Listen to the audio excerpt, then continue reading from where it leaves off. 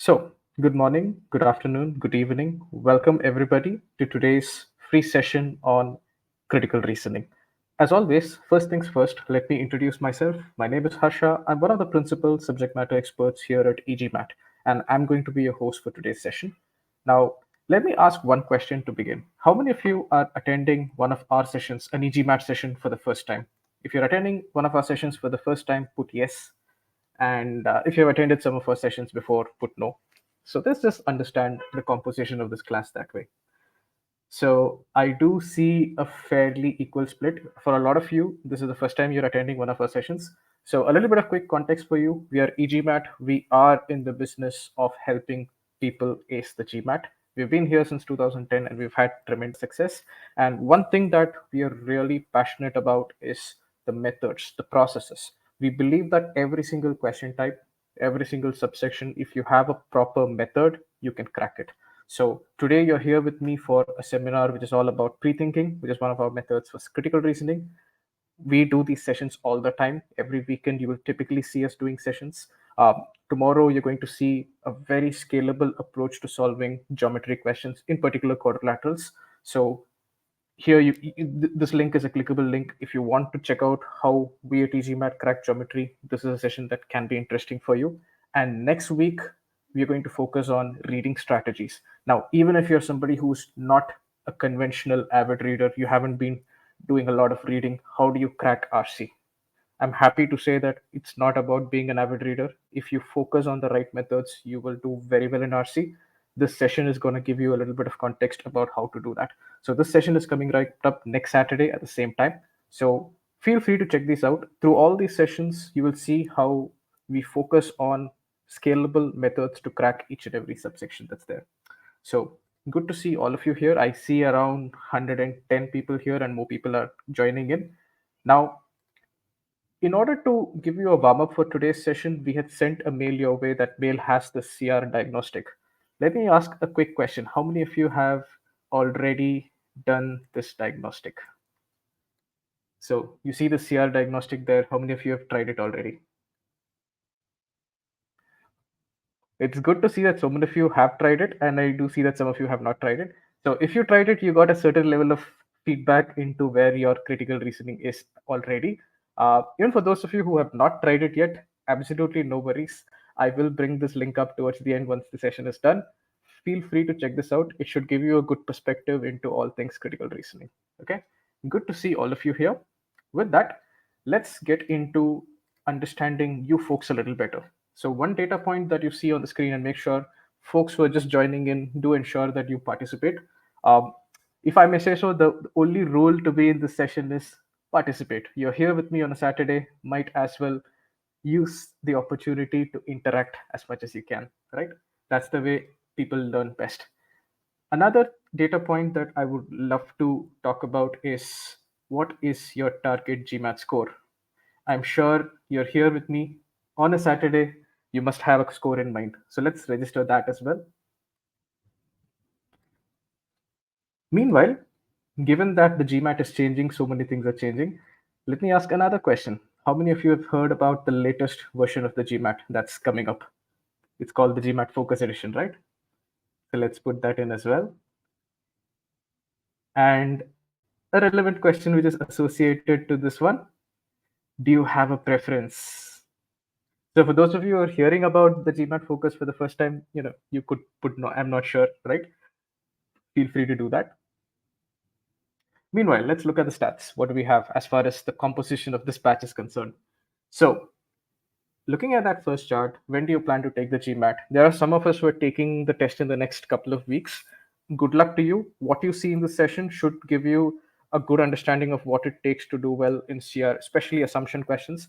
The approach scales beyond assumption questions, not just assumption questions. So what I'll tell you is, if you're able to apply these methods, uh, what you see in this session, if you're able to apply it over at least 35 to 40 arguments, you should see a certain level of improvement just with that. And for those of you who have not yet picked a date, which is actually quite a lot of us, and who have a very much longer window, so that's around 60% of us roughly. For you guys, there's a lot more time. You guys can see what works. You can see how the approach works. You can build the skill to a very, very refined level. So it's good to see all of you here. I'm sure you guys will learn something useful. And I love asking this question because it shows the ambition of the batch, right? So I can see that a majority of us want to get that 730 plus score. You should be ambitious. I hope that ambition becomes your motivation as we get into the session. Excellent to see all of you here, right? So let's talk about the GMAT Focus Edition. That's the latest edition that's coming out pretty soon. And yeah, most of us, 80% of us, have heard of it. Uh, for those who haven't heard of it, I'm happy to share an article about it towards the end of the session. You can even in the Q&A pod that I will introduce shortly, if you have any questions regarding that which I can answer, I'll be happy to try and answer that. If there's something there which I'm not able to answer, just reach out to us. We'll be happy to get some clarity on that to the best of our ability. Okay, so most of us, 60% of us, would prefer to take the current GMAT, which kind of makes sense, right? The new edition is still an unknown beast. We don't know exactly how it's going to turn out. So this data point makes sense. It's what we would expect to see. But I'm also happy to see that some of us are like, let's go for that new edition. Excellent to see that too. With that, let's move a little bit. We are going to change the screen somewhat, and you guys should see on your top left something called CR Prethinking. Something should pop up. Meanwhile, while this loads, let me quickly, for those of you who are joining one of our sessions for the first time, a quick lay of the land for you. So, of course, you see the main presentation pane. You should be able to see Prethinking for assumptions. At the bottom of the screen, you see the Q&A pod. This is where I would love for you to ask your questions. To the best of my ability, I will answer those questions. If there is a question here which I'm not able to answer, maybe because I've moved on in the session, please do not worry. I will address those as well. You can also reach out to us at support at e-GMAT. We'll be happy to help you out with any and every query that you have. Now, this real estate that you see on the right, this is where I will get answers from you. So I will introduce polls seeking your responses. Please participate. That way, the session is a lot more fun. I don't want it to be just a one-way interaction, like just me teaching stuff. So this short answer pod, those of you who are here who are active, let's drop in a hi, or anything else you want to tell me about your CR preparation. Feel free to put that in here. All right, good to see all of you. That's good. That's the spirit. This session can be a little application oriented. It can be a little intense. Let's keep that enthusiasm up best we can. Okay. Good to see all of you. All right. So just give me a second while I change the color of my pen so that I can annotate here. And let's go. So very, very quick question. Is the screen visible? Are you all able to see Prethinking for Assumptions? Just drop a yes. That would do. Boldface questions are the worst. Yeah, boldface can be tricky, but if you truly once you reach a certain level of skill, you'll be happy when you see boldface questions. But of course, that's not today's discussion. Falsification is confusing. Definitely by the end of the session, I hope I can change your mind about that. All right, great. So let me just scribble on the screen to ensure that yes, it's working fine. So, what are we here to do today? Now, even in this batch, and invariably in these sessions, we do see a lot of people who are starting out with their preparation. So, I'm going to take around 6 to 7 minutes to briefly talk about those initial stages of preparation, how one should be going about it, in our opinion, and how we at e-GMAT can help you with this. That's part one of the session. And then the core part is, of course, the main session. Here, I'm going to start from the basics and help build a very nuanced understanding of pre-thinking for you within these 2.5 hours. Okay. And then, of course, at the end, if there are any questions, I'm happy to take those. All right. So let's kind of talk about what the GMAT really is. Now, the fundamental difference between the kind of tests we usually take at school and the GMAT is that in a lot of the exams we take in school, you can just mug up concepts and go vomit them on the test, and you'll get great marks. Fantastic. The GMAT is not that kind of test.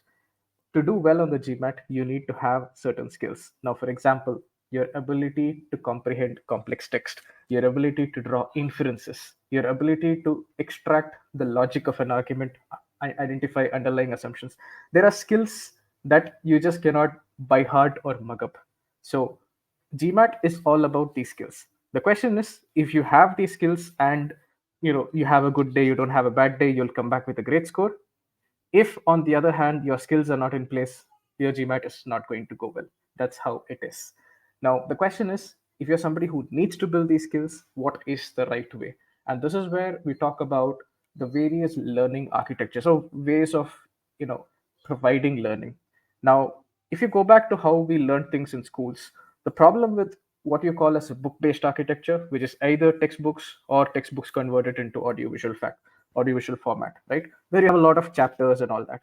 The problem with that is it's great if you just want to understand what the concepts are, but it's usually not that great if you want to actually build skills. And one of the key reasons for that is uh, a book based architecture is a one size fits all approach, right? How many of us really understood how to apply a certain law that we learned in our textbook? The application of it was often missing, right? And that's because the skills are never being built as much. And one of the fundamental reasons for that is the feedback element or personalization element is missing. Yes, you can learn the concepts, but to truly see if you're building skills, you need much more personalization and much more feedback. Now, this is where what we like to call a private tutoring based architecture is so much better, because it delivers a heck lot of personalization. And if you are somebody like e-GMAT, we are able to combine data and technology to do this at scale. So private tutoring based architecture is essentially like there is someone who is looking at all your data and providing you a lot more feedback than what you would normally get. And that feedback enables you to, it shows you the mirror and tells you that you're learning this, you can go on, or you're not learning this, do go back again. So that's kind of how it works. I'll give you a quick example of where this personalization and feedback and why they really matter. And the example that I want to take here is, especially given so many of us are in that initial stage of preparation, that very first stage of creating your own study plan. So you are this person, for example, who's at a 600. Again, not all of you. I'm sure some of you are already at 700, but the principle is the same. Let's say you're at 600 and let's say you're trying to go to 720. Now, how would you go about preparing? You know where you are, you know where you need to go, you will chalk out a path, right? Most of us would come up with something called a study plan.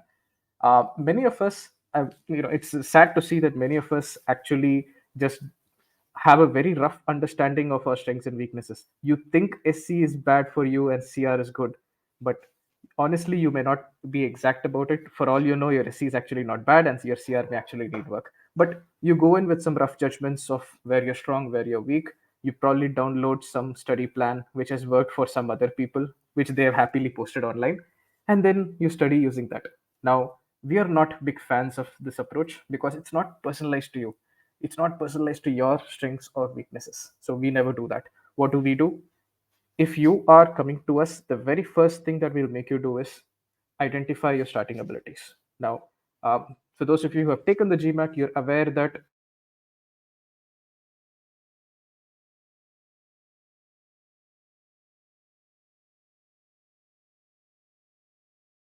each of these subsections, we use that to define the course for you. What is it that you should study? What is it that you can skip? What sequence should you study things in? Now, these are all very important because a lot of us are working professionals. Time is of the essence, right? So, how do we do that first step? Quantifying the starting abilities. Very, very simple. We would either make you take one of our mocks. For some of you are e-GMAT students, I'm sure. You guys might have taken this exam. You know that the analytics that come along with this, even the official ESR at this point does not have this level of analytics. So it really tells you what your starting abilities are. Now, we also, of course, if you've taken the GMAT, if you're a retaker, we're also happy to consider your actual GMAT score, right? So this gives us an understanding. Taking this first mock gives us an understanding of what your starting abilities are, and then we start building your study plan for you. And again, I told you, using data and technology, we've actually built an AI utility, a tool that can, you give it 7 minutes, it can help create that plan for you, right? So how does this work? How does any AI work? There's a lot of data of successful students, thousands of successful students are there. Based on your unique starting abilities, the AI is able to determine the most optimum path to get you to your target score, whatever that target score is. Now, for example, you might input your actual score. This is from the Sigma X mock that you take. Then what happens? The system, if your target score is 720, the system is able to determine an optimum breakup. Now, this may vary. For somebody who's supremely quant, strong in verbal and supremely weak in quant, this 50-38 might be a different distribution. The system will pick that up, the system will give you that, right? And it's not just at a sectional level, even at a subsectional level. Now, for example, this particular story that you see here if, is of somebody who may not have been that strong with RC. So the most optimum path for this person was not to break his head over getting RC to an 85 or 90th percentile. You could, but to get to your target score, this person did not require that. And that is what personalization really is. Now, if you do not have this level of deterministic data, you would you might break your head trying to get RC to a 90th percentile when for your target score it may not even be required. So that's just an example of how this works. And this is what your final output would look like. So at a subsectional level, everything is broken down into your current score and your target score. And students often like to take a printout of this. It gives a reasonably good estimate of how long it will take to get your target score, right? So this is a quick example of the personalization that we're talking about, which comes with a private tutoring based architecture. Now, I'm talking about this. Does it help? Clearly, it does. Just to give you the picture of it, since 2021, 3 out of 5 700 plus scores. And when I say scores, I mean verified scores. These are verified by GMAT Club admin. Now, 3 out of 5, or in other words, 60% of these scores come from e-GMAT. That's not a fluke. That comes because of the data, the technology, the processes that we have built, all that stuff, right? Even with regard to quant, we did launch a new quant course in 2021. Since then, this is the result that you see. Most number of Q49 plus scores that are there. And a lot of people talk about 5-star reviews, right? There's nobody even close as far as 5-star reviews are concerned. So this is a little bit of statistical evidence for you, but also check out, I mean, I will be sharing this PDF at the end of the session. Do check out some of these success stories because they talk about what worked for them. So good to see all of this. And yeah, for those of you who are active on LinkedIn and believe in the saying that network determines your net worth, feel free to connect to Rajat is our founder and currently CMO at e-GMAT, and he's extremely well networked in both the GMAT universe as well as the MBA and B school universe as well. So feel free to connect with him on LinkedIn. With that, let's come to the second part of the session. Now, what are we going to do here? Very simple. I'm going to quickly discuss how you currently solve, just get an understanding of that. Then I'm going to introduce pre-thinking.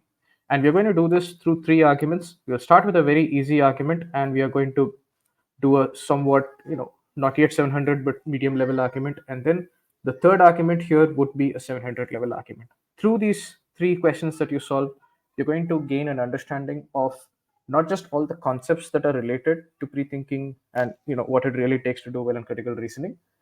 You'll also see how the method works, get a feel and flavor for it. And then we're going to do 2 difficult questions. And so these are 2 of the more tricky questions that we've seen. And right now, I will tell you, I'm sure a lot of you may not get the right answer for these 2 questions. So these are difficult questions. Uh, if you get them right, give yourself a pat on the back. If you do not get them right, it's absolutely fine. What you will learn from this is even difficult questions such as this, the method works. If you're able to apply the pre-thinking method that you see here, you will see the benefit. That's what you'll kind of see. After this, we'll wrap up. I'm going to talk to you a little bit about, if you want to get that 90th percentile ability in critical reasoning, what should be your approach. All right. So, sounds like a plan. I hope you guys are uh, ready for this. Very quickly, um, let's just hear a yes, just to ensure that at the end of my monologue, you guys are not sleeping. Okay, good to see that. All right. So before we discuss your current way of approaching CR, I need to introduce pre-thinking at this point. What is it that I mean by pre-thinking, right? So here's how your typical assumption question looks. You have the argument, right? And then you have your answer choices, right? The way a lot of us do assumption questions is you read the argument, and once you've read the argument, you kind of go to the answer choices. What we like to do is not this. We read the argument, but before we go to the choices, we spend a few seconds just trying to figure out one potential assumption in our mind, and this happens within 10 to 15 seconds typically, and we do this before we go to the answer choices. Now, all those things that I've highlighted in bold are important. Now, in essence, what you're doing in pre-thinking is you're spending a few seconds analyzing the argument free from the bias of answer choices. It's very important to understand that when you're doing this, while you're building the skill to do this analysis, which we like to call pre-thinking, while you're building the skill, you don't have to stick to one. For every assumption question that you solve, try arriving at two or three or how much ever possible. That's how the muscles get built. Once you become skilled on the exam, on the actual exam scenario, just think of one potential assumption, go to the choices. That's important to understand. The second part is very interesting, and we are going to discuss the time aspect of this at length. Now, pre-thinking is not meant to take 1 minute, 2 minutes, 3 minutes. No, it's going to take you maximum 15 seconds. Typically, somewhere in that 8 to 15 second range is what we see. If it's going to take you too long, it's not worth it. But you have to build your ability to the point where you're able to do this here, and that's what all our successful students are able to do. When you build that ability, within 15 seconds, you arrive at very solid ideas. The third point is also important. Answer choices create bias in your brain. The second you look at answer choices, your thinking gets biased, your analysis is not pure. You might as well not do pre-thinking in those cases. So without the bias of the answer choices, do this bit of analysis. That's what pre-thinking is. Now, e-GMAT was the very first company to actually give a very precise definition of pre-thinking and create a structured process around it. If you go, just do your random Googling, you'll find that a lot of people talk about pre-thinking and think that pre-thinking means predicting the right answer. That's not what it is. Pre-thinking is just spending a few seconds in analyzing the argument in terms of what I need to find. Assumption question, let's try to find an assumption. Strengthener question, let's try to find a strengthener. That's it. Keep it very simple. So I hope the concept of pre-thinking is very, very clear to you. Now, here's the question for you. Which of these two methods do you follow? Do you already do pre-thinking, or is it the case that you don't do pre-thinking at all? Let's kind of put it here. Method one versus method two. All right, let me broadcast the results. It's already speculative. So it's a near equal split at this point. That's good to see. Uh, for those of you who are already doing or trying to do pre-thinking, some of you are our students, in fact. I hope that this session gives you a lot more clarity on how to go about doing this, how to refine your approach a little bit. And for those of you who have the tendency to go to the answer choices directly, I hope to give you a glimpse of method two. Okay, good to see all of you here. Let's crack. Now, pre-thinking is great, but to do pre-thinking, there are some foundational skills that you require. It's not that anybody can just wake up and start pre-thinking. If you have these skills, you can, but otherwise, these skills need to be built. What are those skills? The ability to visualize the information presented to you. Now, it's not just in the context of pre-thinking. In pretty much all of verbal, this is a very, very important skill. Okay, what do I mean by visualization? Let's say that there is a sentence that you have to read. A lot of us just read the sentence. Some of us read the sentence, we have a good understanding of the sentence. While you read it, you understood it. While you read the sentence, you got a good understanding of it. But what happens if I hide the sentence and ask you to explain it to me in my own words? Even some of you who understood the sentence are not able to do that. Why? You've understood it somewhat, but you've not visualized it. It's not so well entrenched in your brain that you're able to explain the idea in your own words. That is what I call visualization. Your brain is forming a picture. If I take out the text and ask you to explain it in your own words, you'll be able to do it.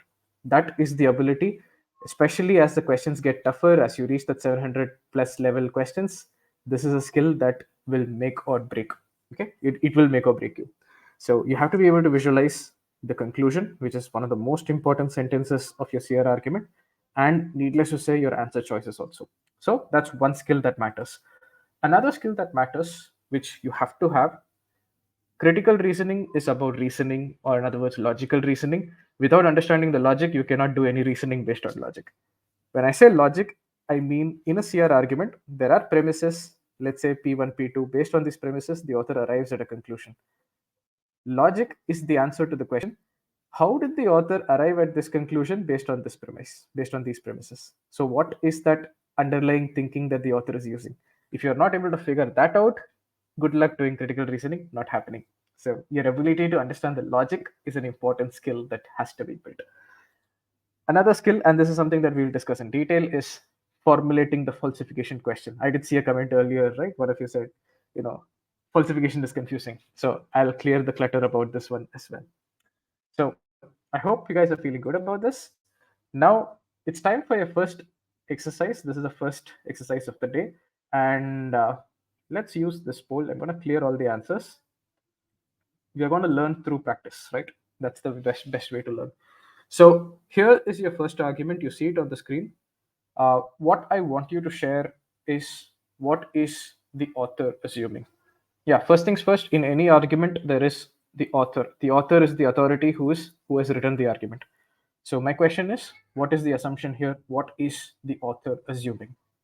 Let's. This is your first exercise of the day. All the best.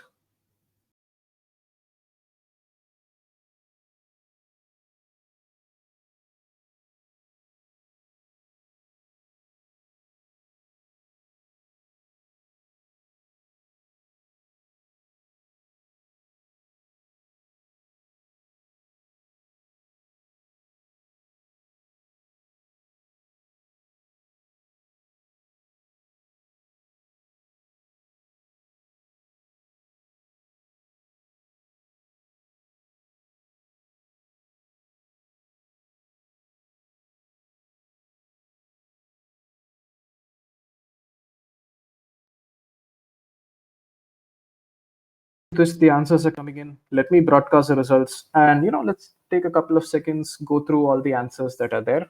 And there are a lot of good answers here, right? 500 is not enough to get into Ivy League colleges. A score of 500 does not get you into an Ivy League college.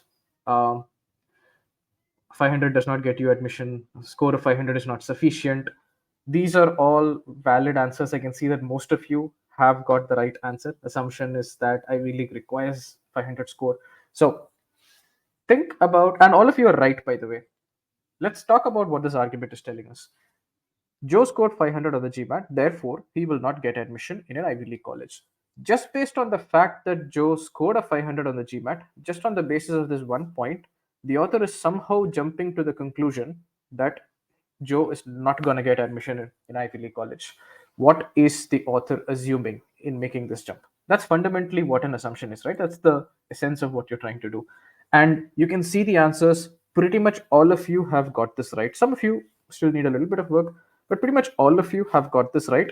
The only thing that I would add from a precision perspective is this someone like Joe. And that comes because, think about it.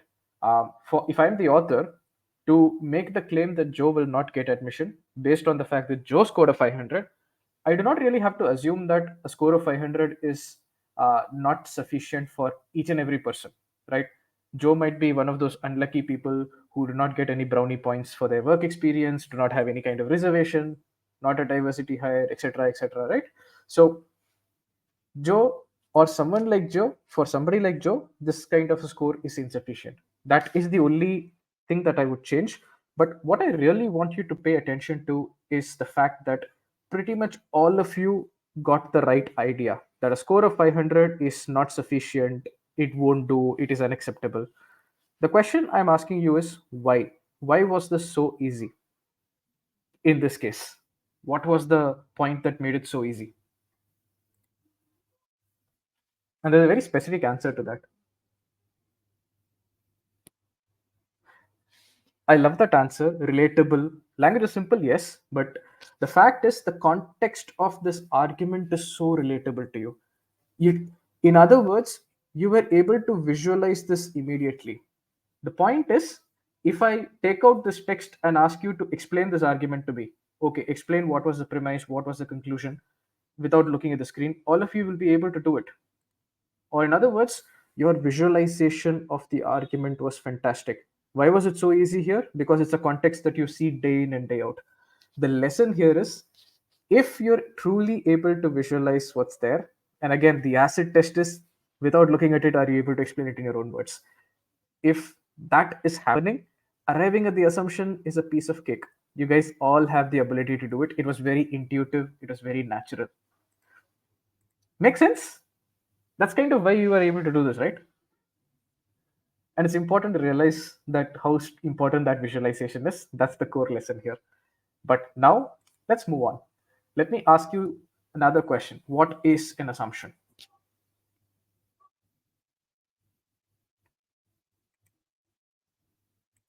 Any answers? Unstated argument. Okay. What else?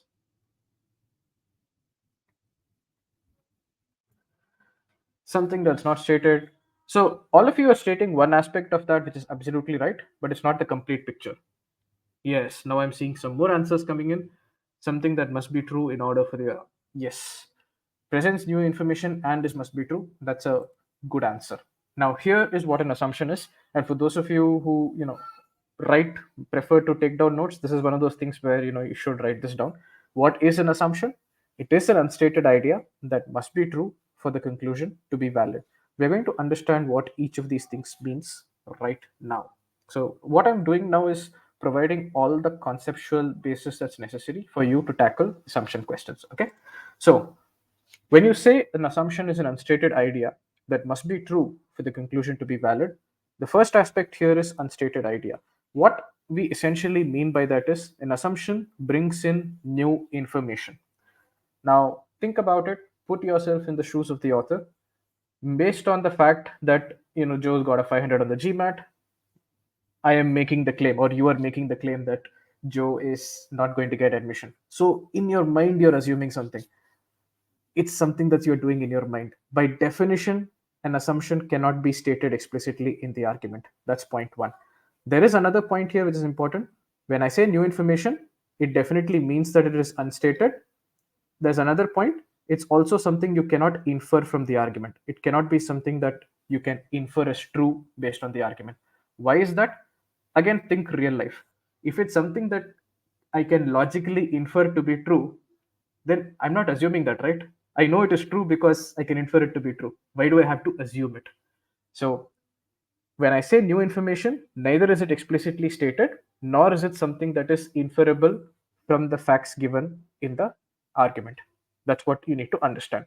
The second point, and this is the must be true characteristic, we say that an assumption must be true for the conclusion to be valid.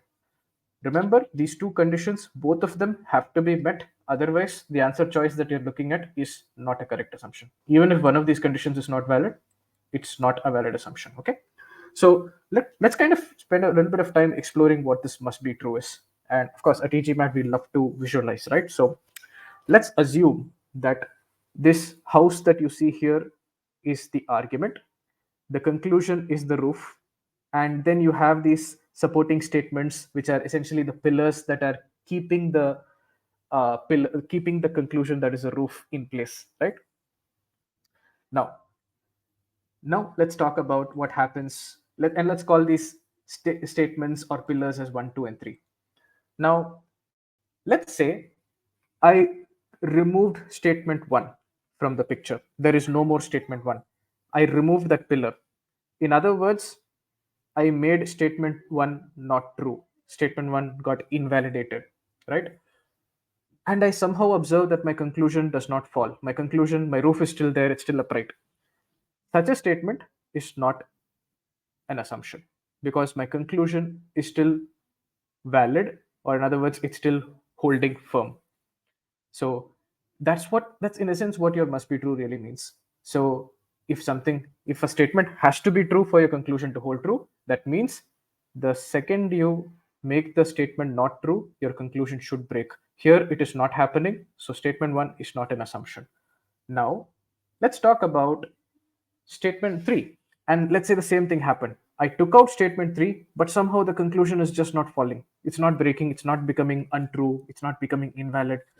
It is still there. So even when I took out statement 3, my conclusion continued to be true, which means this statement 3 is also not an assumption. Which brings us to statement 2. Let's say that I took out statement 2, and the minute I took out statement 2, the roof came crashing down. In other words, the minute statement 2 became invalid or untrue, my conclusion came crashing down. My conclusion became untrue as well. This is an assumption. This is what must be true really means. I hope this visual helps understand this a little better, right? So this particular essential pillar is what an assumption is. So in essence, what does must be true really mean? You have a statement. If the statement is an assumption, that means the minute the statement becomes invalid or not true, your conclusion shatters. That's the understanding I want you to take away. Your conclusion gets destroyed, invalidated, shattered, not true. They all mean the same. Is this clear? Is the must be true idea clear? Premise is the facts of the argument which the author uses to make his conclusion, his or her conclusion. So Joe scored a 500 on the GMAT. That is the premise. Based on that premise, the author concludes that Joe will not get admission. Okay. How do you differentiate between new information or something irrelevant to the argument? Definitely, that's what assumption questions are testing you on, your ability to identify that. That's something that you can only see through practice. As we solve questions, we're going to see that. So I hope we're going to see that. Don't worry about that. So this is fundamentally a good understanding of what the must be true condition is. Now, we are talking so much about the conclusion not holding true. What does that mean? What do you mean when you say conclusion not holding true? I did see a question earlier, right? What is falsification? It's not clear. Falsification simply means making something false, making something not true. So if I'm saying falsification of conclusion, it means I'm making the conclusion not true. So how do I do that in this situation? Here, my conclusion is that Joe will not get admission in an Ivy League college. How can this conclusion be destroyed? When will I say that this conclusion is invalid? Simple, right? If Joe will get admission, if we know that Joe will get admission with a score of 555, with a score of 500, if Joe gets admission with a score of 500, that would be the demolition of this conclusion, right? How to build a vocabulary so that it's easy to understand the question stem. Especially in CR, but this actually holds for all of verbal. You're not really being tested on your vocabulary ability. This is not the GRE. Uh, of course, there's a basic level of vocabulary everybody needs to have, but beyond that, that's not what is being tested. And pretty much all the vocabulary you will be able to pick out, you will be able to get by solving enough questions. There's nothing extra that you need to put in for vocabulary unless your starting level is very, very low. Okay. Do not worry about vocabulary. Critical reasoning is about logic. It's not a English test. Okay. It's pretty much logic more than anything else. Good questions though. Now, if this is clear, let's talk about why this must be true is so damn important. There's a reason that I'm spending all this time explaining this, right? Rather than just giving you a lot of questions, because it's damn important. This must be true characteristic of an assumption is the acid test that you would use to evaluate if an answer choice is correct or not. If you are not clear on this, you're not going to do assumption questions well, especially the tough ones. It's absolutely important. So, what exactly am I talking about?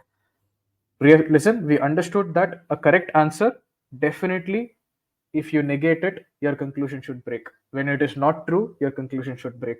So, let's see if that happens for the choice that we decided is correct, right? A score of 500 on the GMAT for someone like Joe, it's unacceptable to Ivy League colleges. This is the assumption that we started the day with. Now, the question is, if this is a valid assumption, then the second you make this assumption, you make this statement not true, or in other words, you negate it, your conclusion should break. Let's see if that's happening.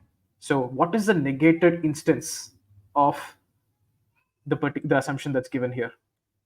A score of 500 is not acceptable is the original statement. So, what is the negation here? Simple, right?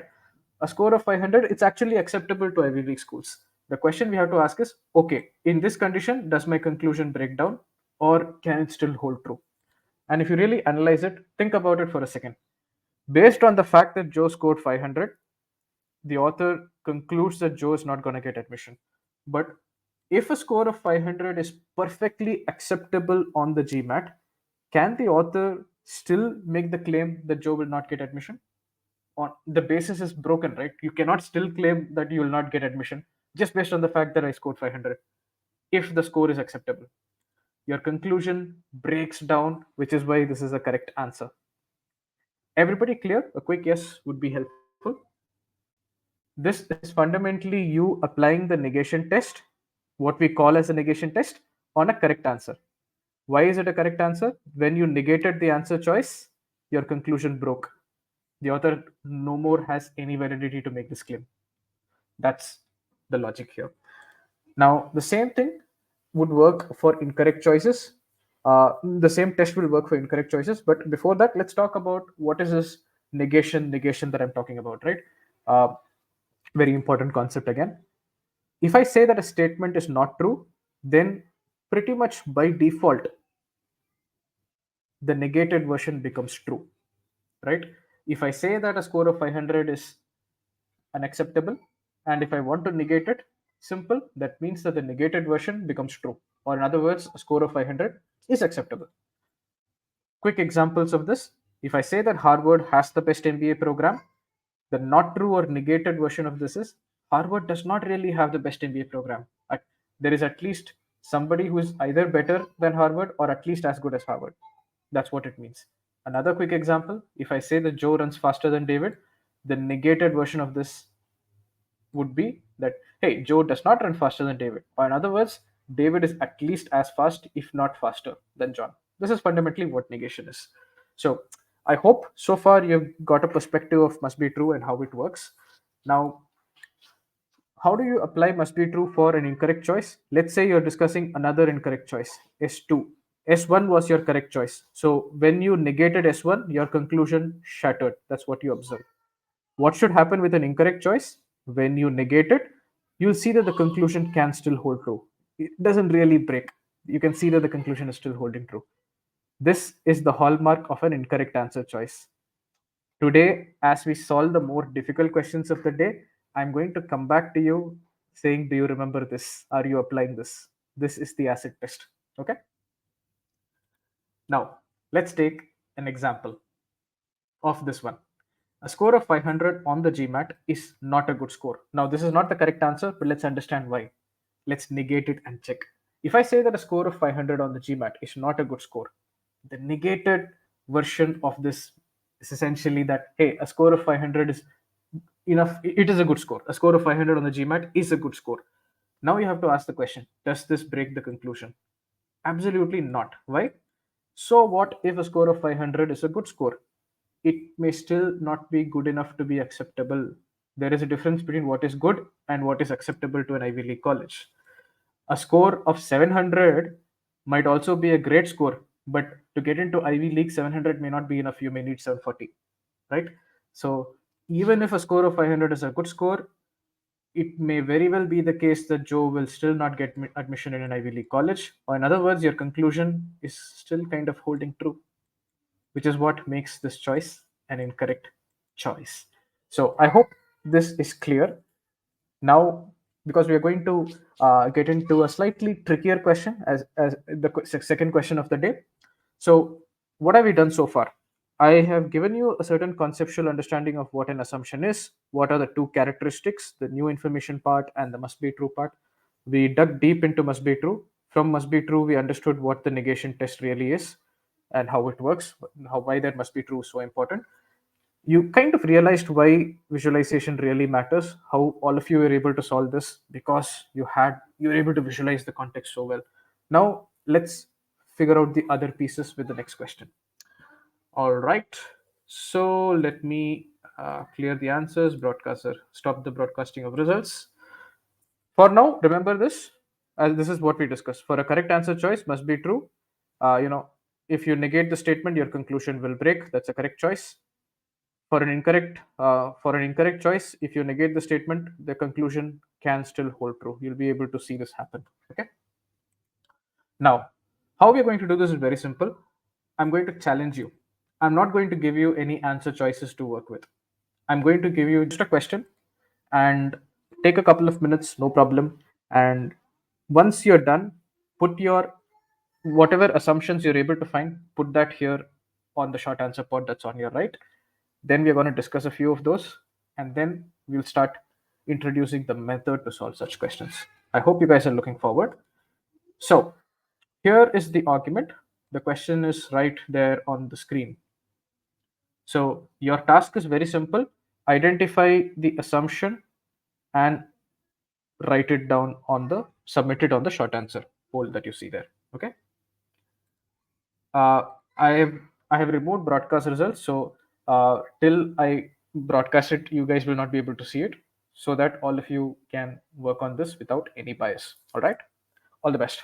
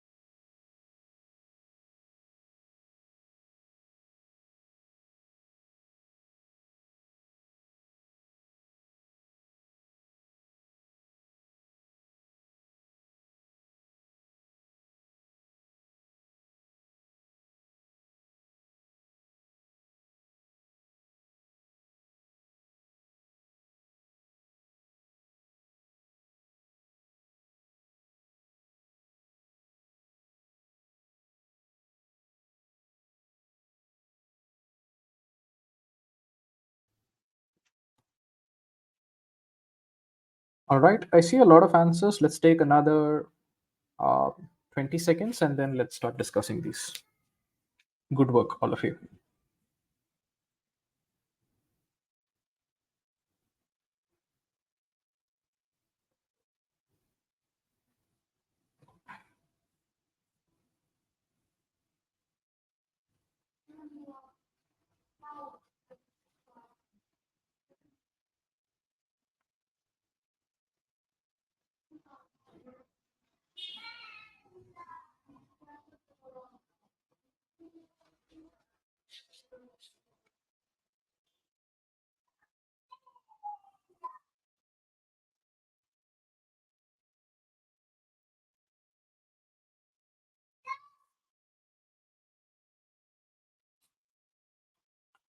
All right. Good job. There's a lot of interesting answers. Some answers are along the right track, but they're not very precisely framed. Some answers are straight up incorrect, and some answers are correct as well. So I see a good mix of everything in this answer, in this set of answers. Now, tenured professors have better researching skills than non-tenured professors. Yeah, that is actually completely irrelevant. So that would not be a correct answer. So there's no other parameter that impacts the professor's way of teaching students. I understand where you're coming from. The main concerns are the rewards from the reward system. So again, I understand where you're coming from. There's a very valid assumption along the same idea. Nothing else differs between the professors. Again, it's a very good framework answer, though it's not as specific as I would like. But yes, you're in the right direction. So there are some good answers here. Uh, I see some of you have restated what is already given as an assumption. So I see this: the criterion for rewarding tenured faculty places a greater emphasis on research than on teaching. Remember, I told you that assumption cannot be something that's actually stated in the argument. So that would not be a valid assumption because it's practically given to you as a fact. So overall, I do see quite a few good answer choices here. But now let's discuss how do we go about thinking about this question in a very structured manner. Okay. So professors are solely motivated by rewards. That's a good answer. Rewards are directly proportional to the efforts. Yeah, I don't think that would actually be required. It's not must be true. So some good answers here. Now let's talk about how do we approach questions like this. Now, your step zero when you see an assumption question, pretty much every question, in fact, your step zero is to read the argument. That's the first thing you do. You don't directly go to the choices, right? First, you read the argument. Great. Once you've read the argument, before anything else, your first job is to build a death grip on the conclusion. You really have to isolate the conclusion, visualize it to the point where you're able to explain it without even having to look at it. Now, one strategy that's useful, and you'll see this in action, is use example numbers to understand concepts. It's not necessary that you have to do it all the time, but it's useful to understand complex ideas. So, bottom line, first thing to do is build a solid understanding of the conclusion. Second thing to do is, okay, you've understood the conclusion. Now understand the logic. In other words, how does the author arrive at this conclusion? So, based on some premises, there is a conclusion being made. What is happening here? How is the author arriving at this conclusion based on these premises? You need to understand that story. That is logic extraction. Once you have done that, then the next thing to do is frame the pre-thinking question. And that is something that I'm going to introduce right now. Okay. So, so far so good. I hope the method, I hope, is clear to you in terms of what should be done. Quick yes, because then I'll just move to the next point. Great. So now let me explain the conceptual basis of the pre-thinking method. We also like to call it falsification method. Okay. So think about it. What do we know in assumption? What do we know about an assumption? An assumption is an unstated idea that must be true for the conclusion to be valid.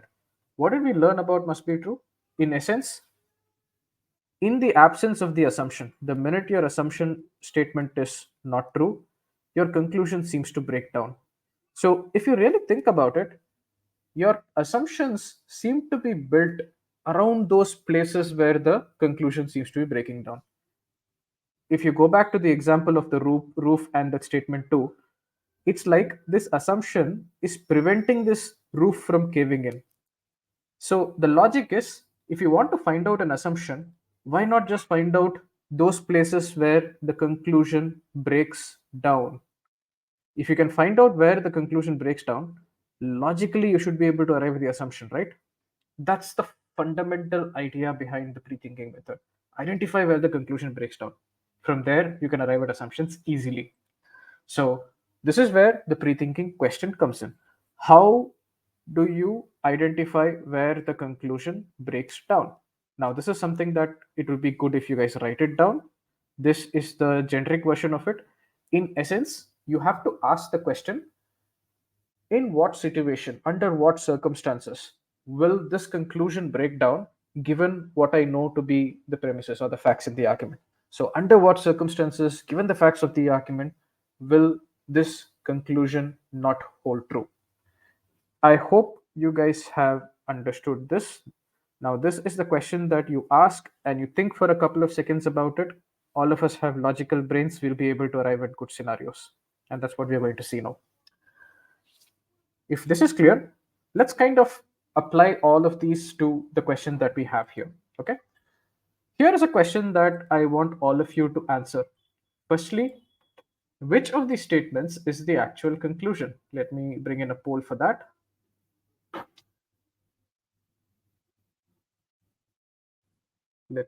Yeah, there it is. Somehow I was not able to find it for a second. There it is. So you have three statements, right? Now, which of these statements is the actual conclusion of the argument? Let's see how many of you have got this right.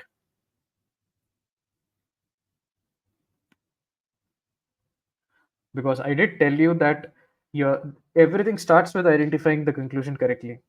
If you have not identified the conclusion, everything downstream goes for a toss, right? So it's that vital first point. So I'm going to broadcast the results because there's a very clear trend here, and around 50% of us, or in other words, only 50% of us got the correct answer here. Statement 2 is the main conclusion. It is the conclusion of the argument, not statement 1, not statement 3. Some of you, those of you who chose statement 1, statement 3, you might be wondering why. We will discuss that. So let's kind of discuss statement 1 first, right? What is statement 1 exactly telling us? A recently published paper, it concludes that tenured professors, or those on their way to tenured professor, or those on their way to tenure, let's call these guys tenured professors, these guys enhance student learning less than full-time lecturers. So we are talking about enhancing student learning. What we are given is, at least there's this conclusion made by the paper, that tenured professors are not doing as good a job. They're not as good at enhancing student learning as full-time lecturers. Now, for those of you who chose statement 1, is it because you saw this word concludes? Let me know. What made you choose? Yes. For those of you who chose statement 1 because you saw this conclusion indicator word, the reason why statement 1 is not the correct answer here is, as far as a CR argument is concerned, the authority that we are interested in is the author. The author's conclusion is what we are concerned with. Is this conclusion the author's conclusion, or is it the conclusion of some recently published paper? Clearly, the word is important, but yeah, even without that word, you should be able to figure out that statement 2 is the conclusion. It's not because of the word clearly, to answer your question. Even without that, statement 2 would be the conclusion, but clearly is a good clue.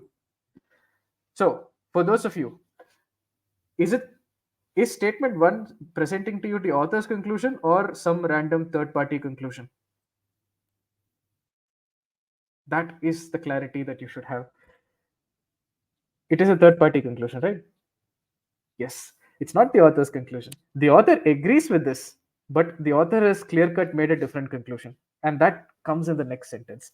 Look at it. So there is this paper. This paper is concluded that, tenured profs are not as great in enhancing student learning compared to full time lecturers. Clearly. So based on this, the author is telling you the second statement. The difference between professors in the tenure system and other full time lecturers.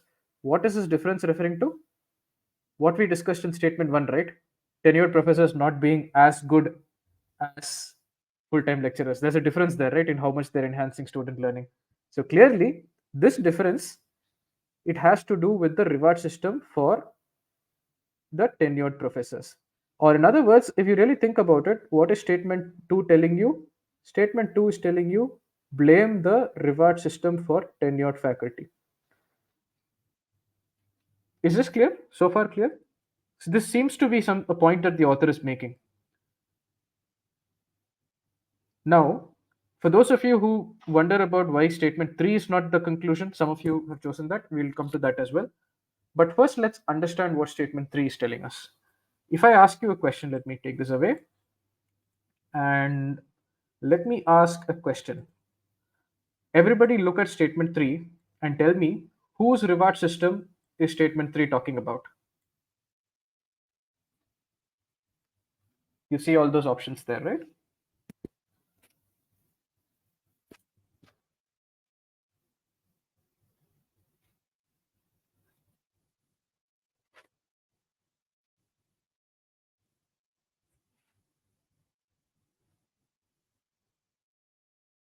So let me explain the results now.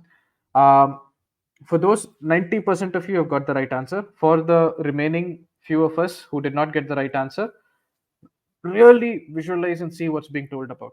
The criteria for rewarding tenured faculty.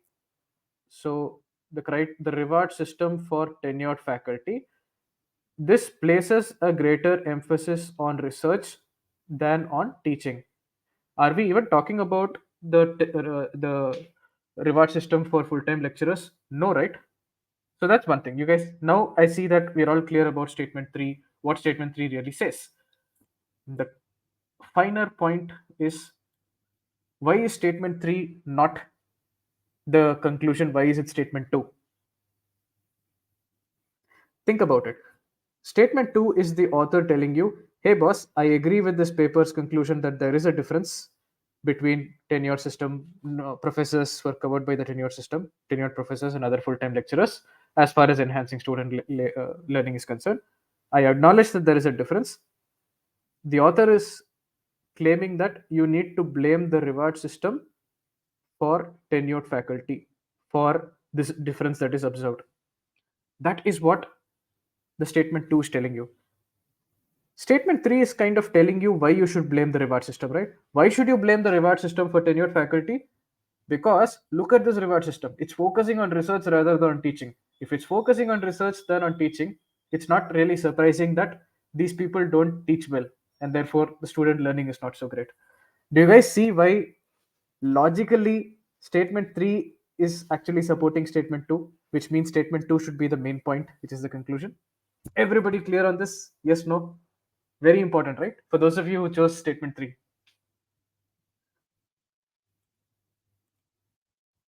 Now, these are important things because this is the very fundamental of solving a CR question. If you haven't identified the correct conclusion, everything later, you're gambling. You may get it right, you may not get it right, no guarantee. The other way would not make sense. Just because, uh, the reward system, I cannot say that the reward system for tenured faculty is emphasizing more on research and teaching because you have to blame reward system for tenured faculty. That doesn't make sense. The reverse makes sense. Why should you blame the reward system for tenured faculty? Because look at this damn reward system. It's focusing on research rather than teaching, right? That's the way to think about it. So let me answer some of those questions. Should conclusion necessarily be stated in the question text? Very good question. The answer is not necessary. Sometimes your conclusion will be part of the question stem rather than the main argument. If it's a assumption question, there will be a conclusion somewhere. It may not be stated directly in the stimulus. Good question. Since teaching part is mentioned indirectly, pointed out to the regular faculties. So I think I've explained the logic of why 3 is the 2 is the main conclusion. He also agrees with statement 1. Yeah, of course. So why can't statement be? So it's not a conclusion the author is making. So I agree with you that the author agrees with statement 1. Clearly he agrees. The word clearly is a very good clue. But this is something the author is considering as a fact. The author is saying, yeah, this is true. Based on this, I'm making this claim that you blame the reward system. So you wouldn't call it a conclusion of the author. For the author, that's just a fact, right? Do we have to pre-think with solving evaluate questions? Useful. We do pre-thinking for evaluate as well. We teach that to our students. Okay.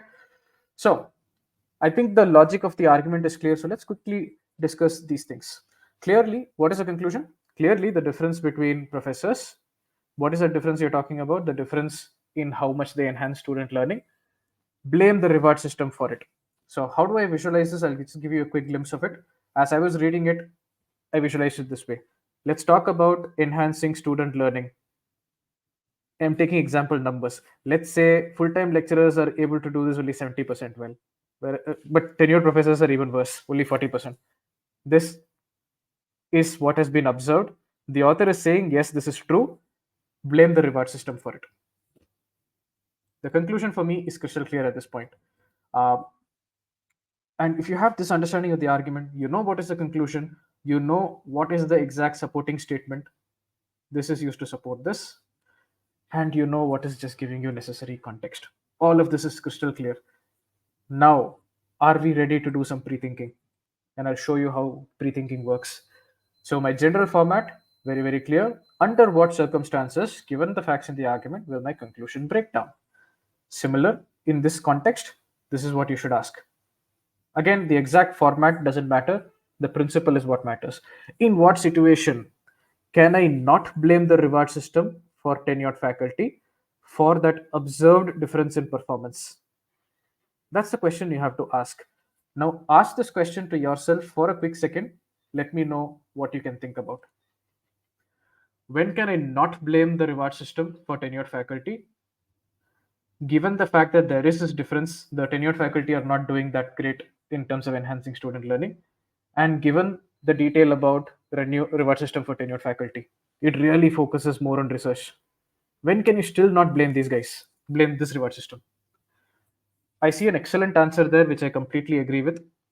What else? Maybe students do not pay attention to tenured faculty. Also a valid point. Full-time faculty also focus more on research. Also a valid point. I understand where you're coming from, though that one is not as precisely worded. So now I see a lot more fantastic answers coming in. In the first, in the first version of this, the answers were a lot more wild, I would say. Here I see a lot more concise and precise answers. There might be other factors. Yeah, that's the generic way of thinking about it. So I have presented here two. There are more than two, of course. And some of this I already see right here coming from the batch here. Now, notice that the author has only commented on reward system for tenured faculty. That, hey, it focuses more on research than on teaching. But what if the reward system for full-time lecturers is also pretty much the same? Then can you still blame reward system? That's how you think. That's point one. Point one, I hope, is clear. Another point, and this also came from the batch. It was there. I saw it in the original version also. You're assuming that your tenured professors are motivated by the reward system. They're acting as per the motivated system. Maybe they don't even care about the reward system, right? Even in that case, you cannot blame the reward system. Are all these answers clear? Clarity coming through? For those of you who were confused about it, is it now clear? For those of you who got it earlier, that's great. But for the rest of you,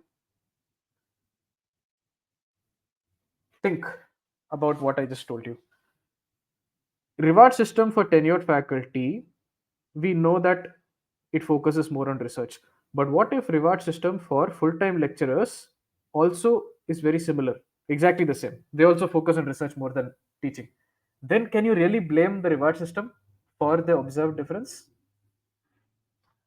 Both of them have the same reward system. So how can you blame the reward system for the difference between the two types of professors? That's point one. Point two, are we assuming that tenured professors really care and act as per the reward system? What if they're least bothered about it?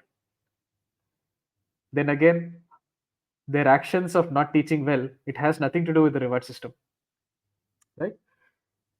Everyone, is it clear? Can we move on? The next step is, if you arrived at these conclusion breakdown scenarios, which is what we like to call falsification scenario, then how do you arrive at the final assumption? You have already built the skill. This is all you need to do.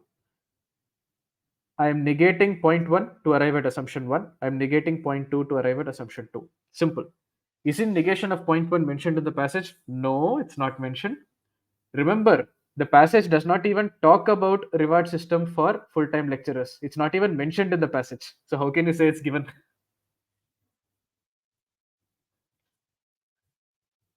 Quick question. Everybody clear? At this point, you should be, ideally. But I understand you're learning a lot of interesting new things. It can be a little daunting initially, but yes, good to see all that. Yes. So, how do I arrive at my final assumption? Simple, negate. So, if non tenured has similar emphasis, the assumption is negated. Non tenured professors, they do not have the same kind of reward system. Simple, right? That's something the author is assuming. Yeah, it is heavy, and that's the point, right? We are going to see very very heavy questions pretty soon. We are building to it. So at this point, definitely some of you should have a very very interesting question. Firstly, do you see the value of what we are doing here? Useful, I hope. I'm showing you how to think through your CR question, how to logically think through it to arrive at the answer. I'm showing you a thought process.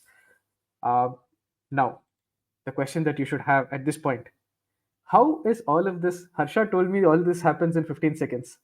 How? Anybody with this question? I'm sure, right? It should be there in your mind at this point. Else I'll be surprised.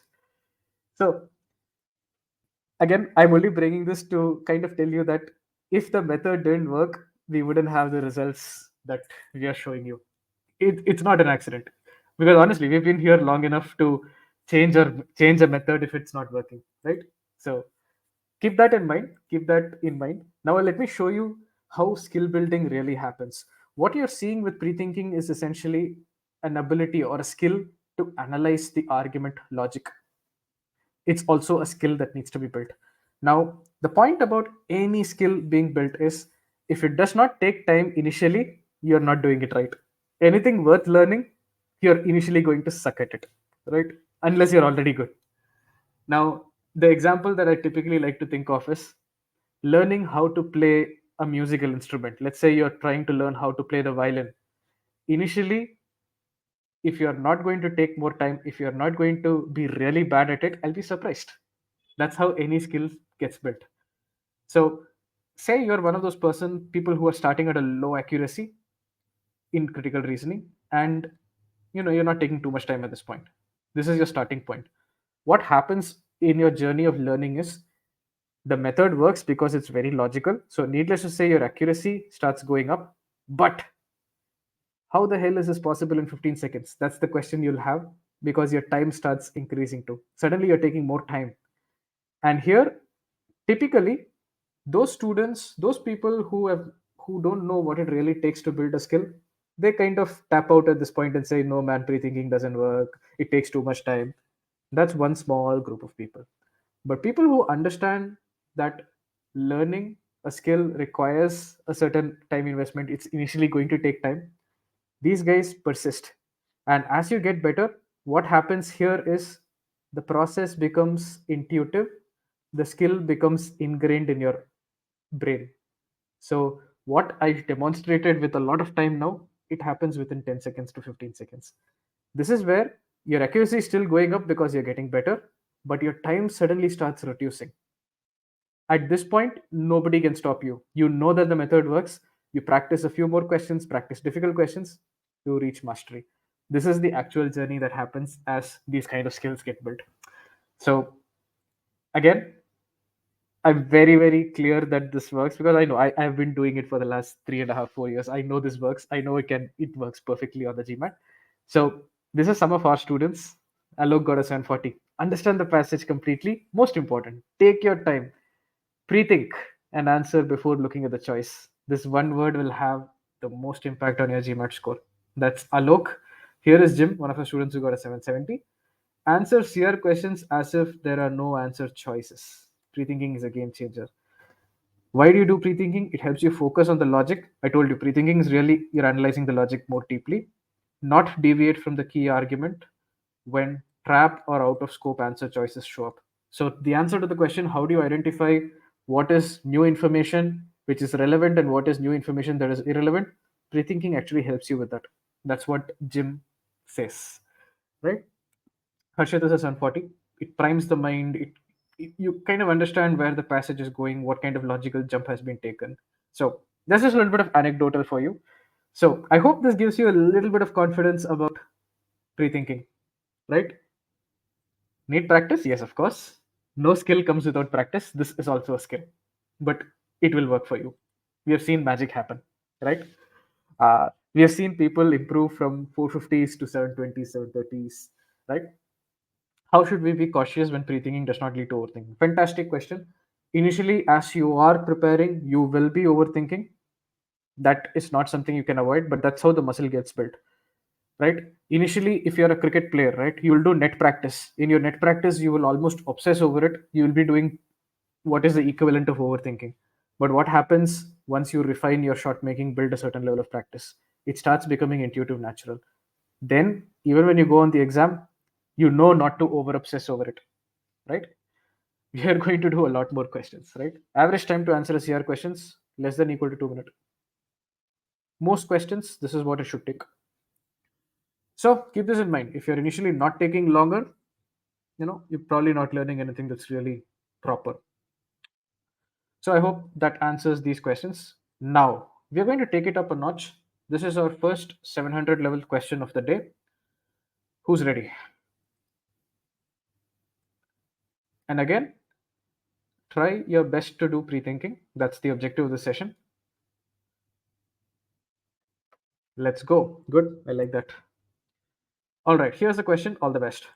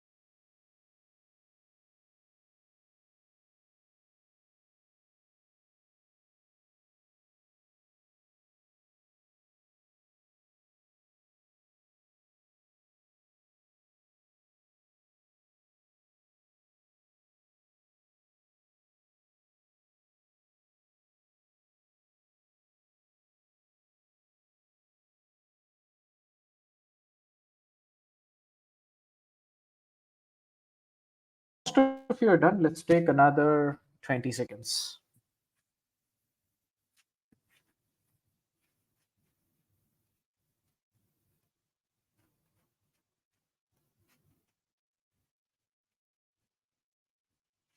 Last 10.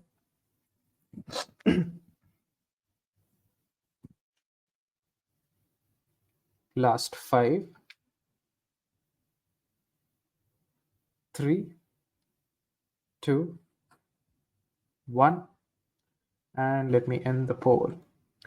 So, what is the right answer? Let me broadcast the results. Right, that's important. So, B and E are the popular choices. And I like the confidence that hey, B is the right answer, but please explain why not D. What if I tell you that B is not the right answer? The group which chose choice E, you guys got it right. The correct answer is choice E. So, good question. Is this really a 700 plus question? The answer is yes. The proof is right in front of you. What do we define as a hard question? Where the accuracy of a general population of test takers is less than 50%. That's usually the benchmark for hard. Look at it, only 39% of people got it right. It's actually a very easy question if you're able to apply the correct thought process to solve the question. For those of you who did it, that's why it feels easy. For me, at this point, it feels easy because I know what to do. But yes, it is a 700 level question, right? So the answer is E, not B. And for those of you who are like, how the hell is that possible? Let me explain why. Let's go step by step. First question, what is the conclusion? Statement 1, statement 2. You guys tell me what is the correct answer. What is the conclusion here? Yes, yes. Clearly, statement 2 is where the conclusion is. That is the conclusion. So you read the argument, we have isolated the conclusion. Let's spend some time visualizing the conclusion. The conclusion says, hey, thanks to that increase in toll rate, the annual revenue generated by the highway, it's going to increase by at least 50%. So let's say earlier it was 1 million, now it's going to be at least 1.5 million. It could be 1.6, it could be 1.7, but at the very least 1.5 million. That's an increase of at least 50%. I hope everybody's with me so far. So that's just a way for me to explain it in my own words, visualization. Okay. So I know what the conclusion is, but let's understand the logic, and this is where some of you might have faltered. What's given? Tell me, on what basis is the author making this conclusion? What is the one thing that the author is, basing his entire point on? The fact that, hey, there is a toll rate increase, right? The author says, hey, boss, I'm going to increase my toll rate by 50%. Therefore, the author somehow from that just concludes that the revenue should also increase by at least 50%, right? Clearly, if you wonder about what the logic of the author is assuming some relationship between toll rate and revenue, right? The author is assuming something. To claim that annual revenue will increase because I'm increasing toll rate, isn't the author assuming some relationship here? So if you want to figure out the logic of the author, you also have to figure out what the relationship is. So that's where this question comes in. How do you calculate annual revenue?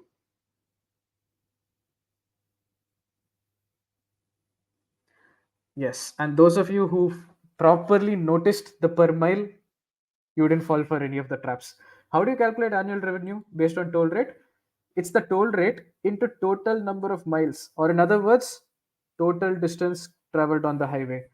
Don't assume that it's about number of trips or anything else. If you're thinking, oh, it has to be number of trips, you might be looking at the answer choices and getting biased.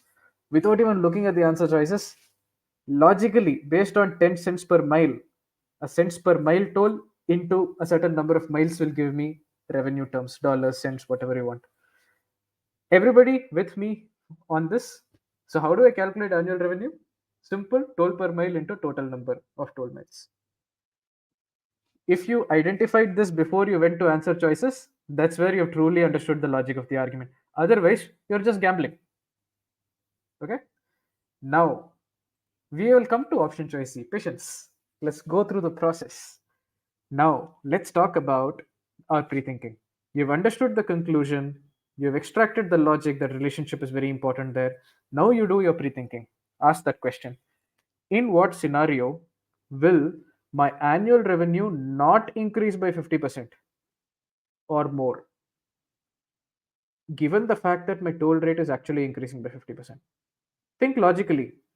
My toll rate is increasing by 50%. Ideally, I'm increasing something here, this should also increase, right? When will it not increase by 50% or more? Forget the answer choices, just think logically here. If miles don't decrease, if total miles decrease, absolutely. And again, if you want to, you feel free to take simple examples, right? For example, let's say your revenue is 100, it's nothing but a toll rate of 10 into total distance of 10. This may have been what it was initially. Now, if my toll rate increases from 10 to 15, which is what is given to you, right? This will become 15 into 10, 150, 50% increase. This is what the author is expecting, that at least 50% increase in revenue should happen. When will it not happen? If my distance comes down. Instead of 10, if the distance becomes 8, then I'm looking at 15 into 8, 120. That's an increase of only 20%. You're not getting the 50% increase. So, when will my annual revenue not increase by 50% or more? Only situation is if somehow the total distance decreases. So, if this is the falsification condition or this is the conclusion breakdown scenario, what is my assumption? Negate that. The author is assuming in his brain that the total number of miles or the total distance, it is not decreasing from its current level. Now, this is pre-thinking. And for those of you who were able to do this pre-thinking well, getting it felt like an easy question, right? Did that feel, for those of you like, okay, is this really a 700 question? It's because your brain did all this work. And for those of you who fell for trap choices like B or C or D, your brain is not doing this. Figuring out you might have figured out the conclusion, but did you figure out the exact logic? Where did you do this pre-thinking, this analysis? Because now let's look at choice B for all of you who thought choice B is the right answer. Choice B says the total number of trips made on the toll highway per year, it will not decrease from its current level. It's talking about the total number of trips reducing. Now, if you think about it at a very shallow level, I mean, without getting too deep into it, hey, if there are more trips happening on the highway, intuitively, it feels like you should have more revenue, right? More trips are happening, therefore, you should see more revenue coming in, which is why option B feels so natural. Option B is what is called a strengthener. In a strengthener question, option B would also be correct. But what is the difference between what you call as a strengthener and what is an assumption? Remember what I told you, what I was spent so much time elaborating? An assumption has to satisfy the must be true condition. And the problem with choice B is it is not necessarily true that the number of trips not decrease. It's not necessarily true. Even if the number of trips reduces, let's say number of trips reduces, does it necessarily mean that this total distance reduces? And again, think in terms of how to identify the relationship. Total distance, let's say, is D. Number of trips is N. How will you find out the total distance from number of trips? Shorter trips, exactly. Right?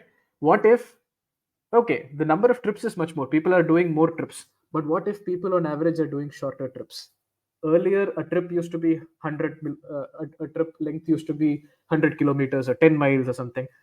Now people are exiting the highway at a much shorter point or at a much higher point, whichever way you want to look at it.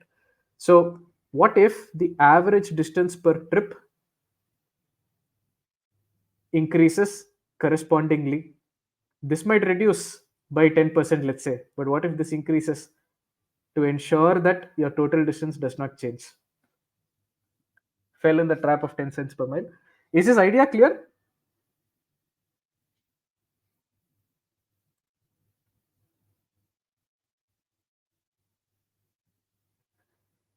Strengthener, do you mean strengthen question? Yes, strengthen is another question type. And the difference between what you call as a strengthener and what you call as an assumption is this. Assumption has to be must be true. The problem with choice B is it's not necessarily true. How do I know? Negate choice B. Let's say the number of trips reduces. But even if the number of trips reduces, it is possible that the people who are still doing the trips do on average longer trips. So the trip length or the average distance per trip might increase correspondingly to ensure that total distance still remains the same. And if total distance remains the same, your conclusion will not break because this has increased from 10 to 15. This stays exactly where it is at 10. Your conclusion will hold true. I hope option B is now clear. Now, for all of you who did not choose choice E, based on the pre thinking that we did, Now look at choice C and tell me, does it match your pre-thinking, yes or no? This is pre-thinking. This is what pre-thinking is meant to do. Total distance traveled will not decrease from its current level. Why does it work? If total distance reduces from its current level, then whatever you do, this increase will not be 50% or more. We already saw one example. 10 into 10 was the original. 15 into 10 would have been a 50% increase. What if total distance reduces? Here your conclusion breaks down. Choice E is the correct answer. Now, I'll also quickly discuss the other choices because I'm sure some of you have chosen those as well. Let's look at option choice C. Choice C is the complementary piece of choice B. It's the same logic. Average length of the trip, or in other words, the average distance per trip. Negate this. If average distance per trip actually reduces, that does not necessarily mean that total distance reduces. Why? Something else can compensate, something else can increase correspondingly to ensure that the one variable that matters, that is total number of miles, remains the same. So even if this reduces, because number of trips can increase, this total distance may remain the same. The conclusion does not necessarily break. So choice C is incorrect for that reason. Choice D, for those of you who are wondering about it, it's actually irrelevant. Number of drivers who avoid the highway will not increase from its current level. Negate it. Let's say the number of drivers who avoid the highway. So this is the highway, and this is people who are avoiding the highway, taking the bypass, let's say. If the number of drivers who avoid the highway, it increases from its current level. Earlier there were 100 people, now there are 150 people. That actually tells you nothing about who is using the highway. Even if this number increases, it may or may not mean an increase in the number of people actually using the highway. You don't know how many people are using the highway, right?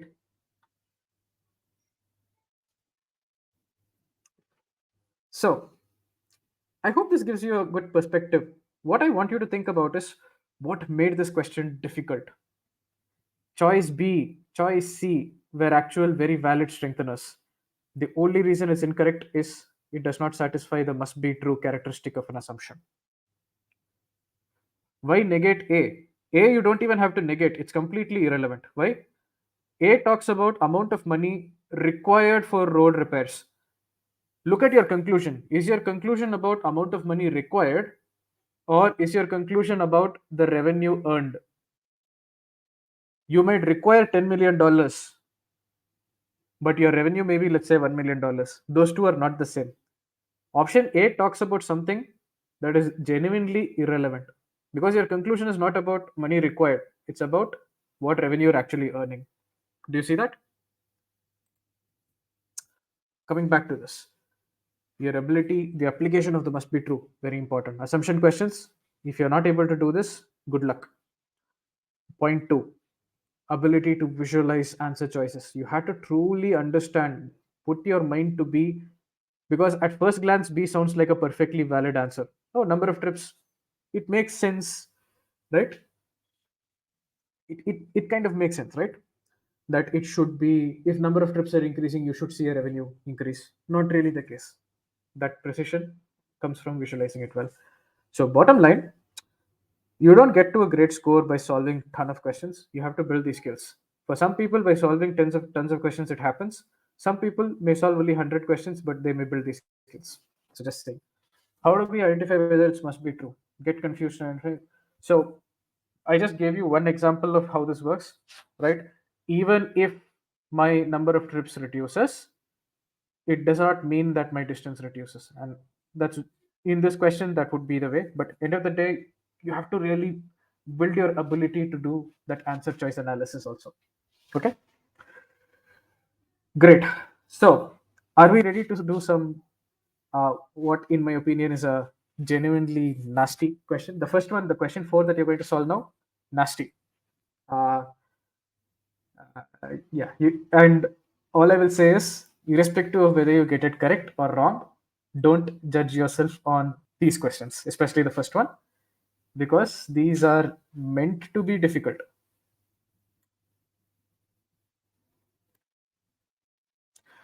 Length of trip and distance are proportional.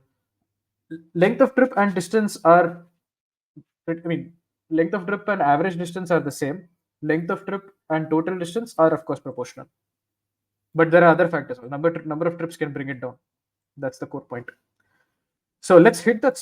For these ones, I do want to ensure that I'm not putting any time pressure on you. So those who are here, who are participating, please click on this not answered that you see on the poll. It's only then that, because these are difficult questions, I don't want to just put a 2-minute timer. Waiting for a few more still solving. Great. So we're going to do 2 questions on the trot, and then we'll discuss this, and then we'll wrap up the session. Okay. So here's question 4. All the best.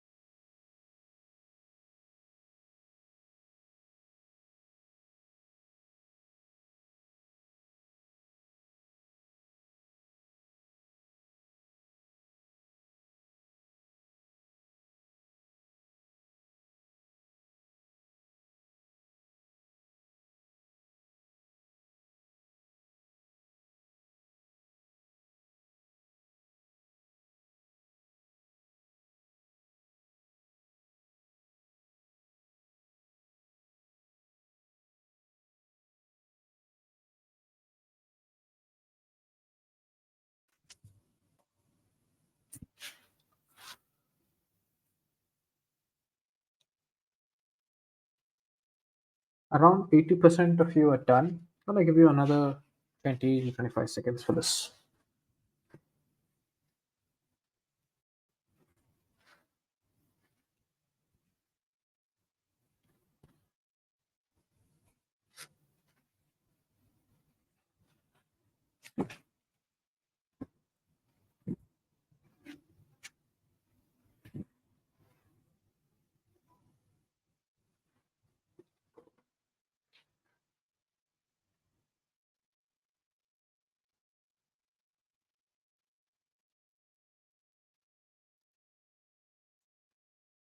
All right, last 10 seconds.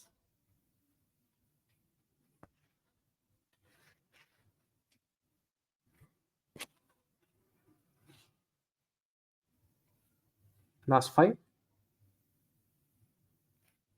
three, two, one. And let me end the poll. Yeah, tough question. I know. So this is tough across the board. Even if you are somebody who's really, really strong in CR, even at the moment, this will qualify as a tough one.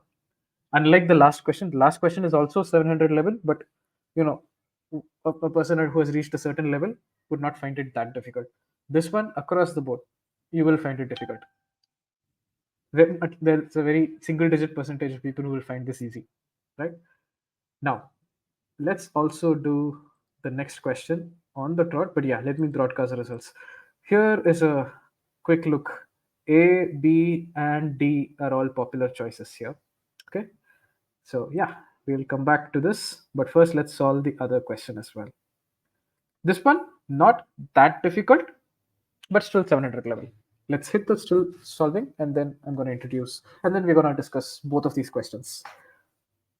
The objective of these questions is to show you how the method can help even with questions that are a little difficult. So whatever happens, don't break your head over it. I am waiting for more of you to hit still solving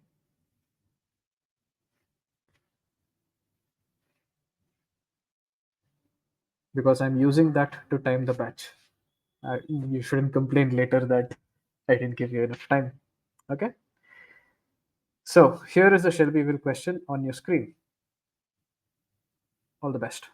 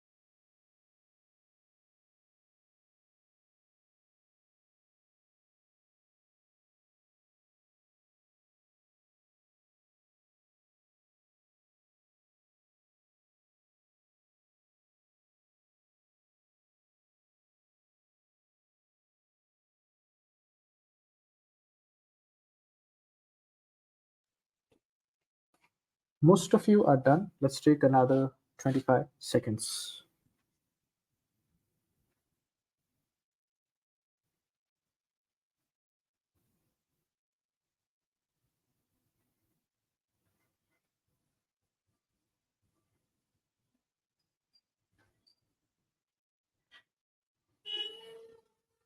Last 10 seconds.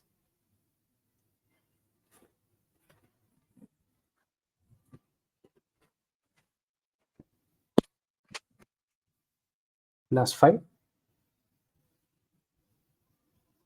3, 2, 1. And let me end the poll.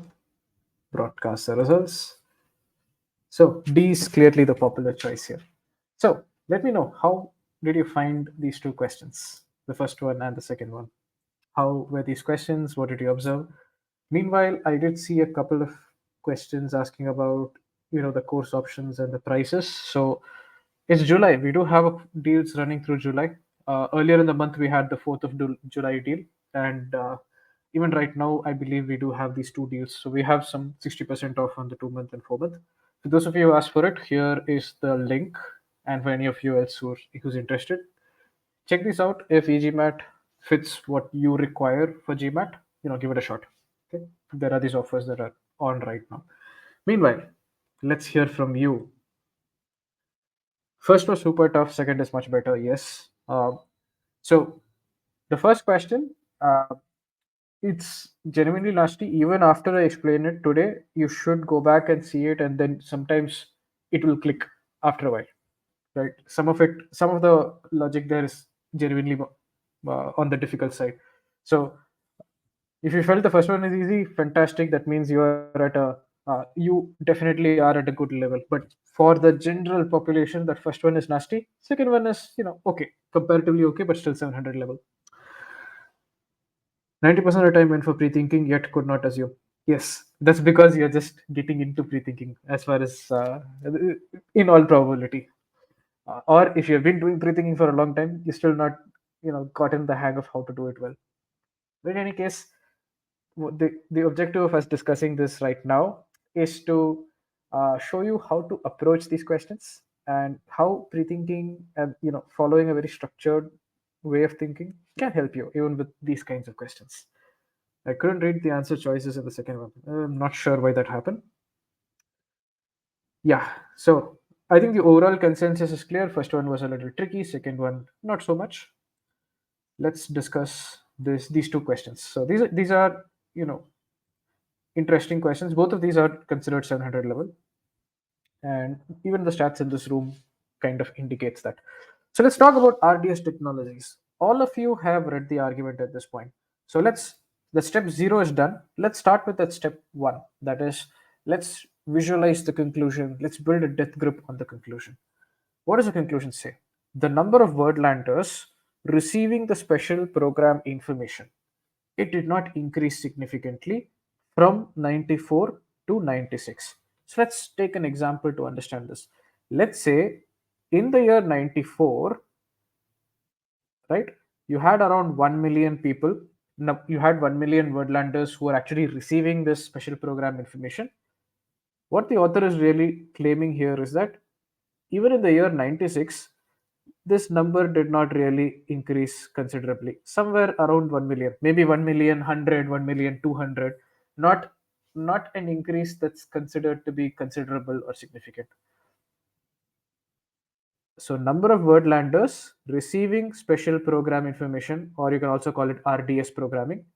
This number, let's say, it stayed pretty much the same. It did not increase significantly. 1 million then, 1 million now. Everybody with me so far? Conclusion visualized, clear?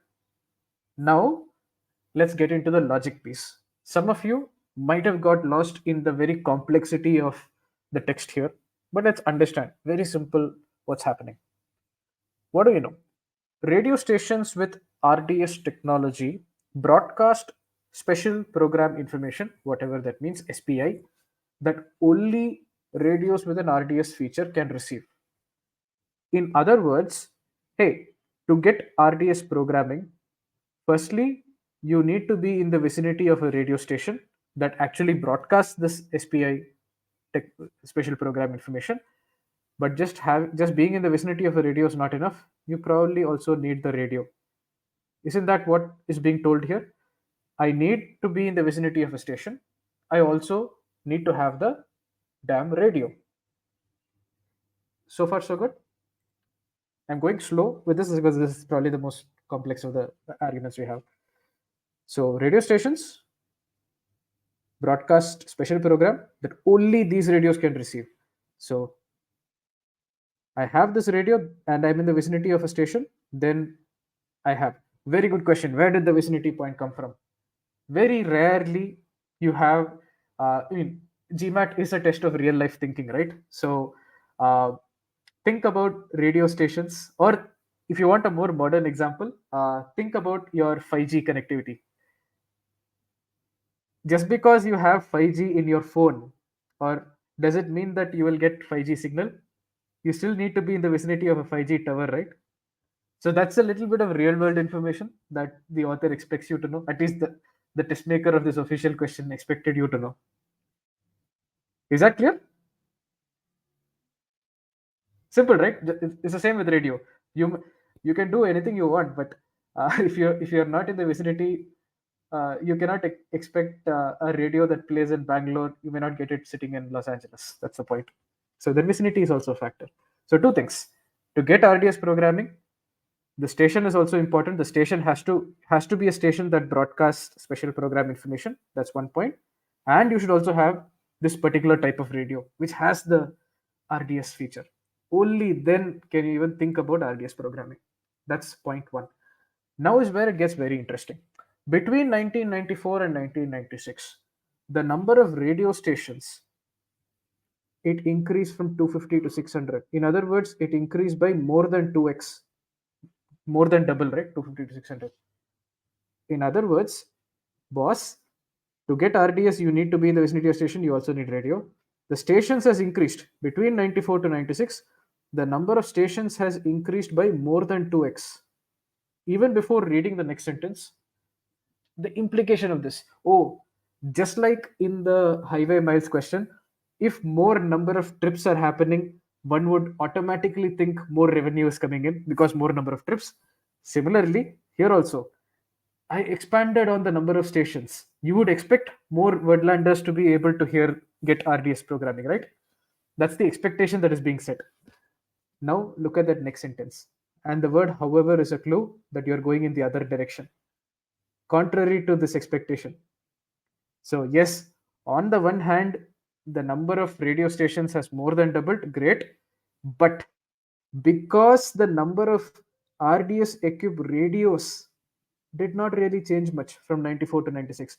This thing might have increased, stations might have increased from 250 to 600, but number of radios has remained the same. If it was 1 million then, it is still 1 million now. And because even though the number of stations has increased, because of the fact that the number of radios itself has not changed, then the author, as a result, makes the claim. Therefore, the number of wordlanders receiving this programming, clearly, it did not increase much. Is the logic coming through? Now is the logic coming through? Any of you who did not understand this earlier, but now it's a little clearer? Without understanding the logic, there's nothing we can do, right? So, the simple point is this: RDS radios there is a special program information. Only certain stations with broadcast the special program information can transmit that information. And to get that information, you need a radio also which has this RDS capability. You need both. Now, on one hand, the number of stations has increased. Fantastic. So you would expect that more people are receiving this program. But the author claims that because the number of radios has not changed, it is still the same. It's not really increased. Therefore, the number of wordlanders receiving this information has not really changed much. That is the full picture of what this argument is all about. If this is clear, now very quickly let's apply our process, and I want to see what this batch is able to arrive at.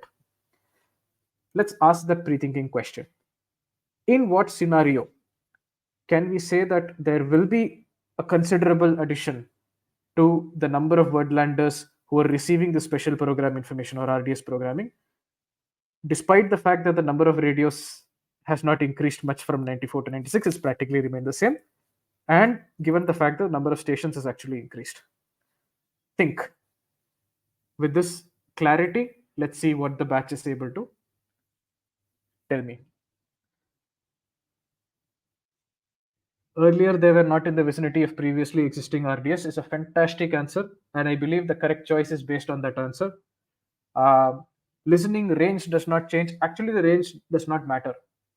We can discuss that, but the range will not matter here. Wordlanders already have the RDS built in. Your answer is not clear when you say RDS built in. I'm not entirely sure what that means. Density of people receiving the program on a single radio equipped with RDS increase. Again, it's a fantastic point. My wording of the same answer is different, but I have the exact same answer written here. Number of people per radio increases. Fantastic answer. So, both the scenarios that I could come up with, I see that there are people here who have been able to bring it out. So, what if the number of people per radio actually increases? That one of you brought that out, and it's one of my points as well. Think about it. Earlier, let's say a lot of these radios were just used by one person, but suddenly a lot of business owners came in. They took all these radios and started putting it in Starbucks and Cafe Coffee Day. So the number of radios has remained the same, but more people per radio, right? Does scenario 2 make sense? I hope. Let's talk about scenario 1 also, the other one that's mentioned there. And that's also something that you guys have brought, and which is correct. What if these new radio stations, they started broadcasting, basically they started covering an area where people already had a radio even in 94. Let me give a quick example to understand this. Let's say this is Wordland, okay?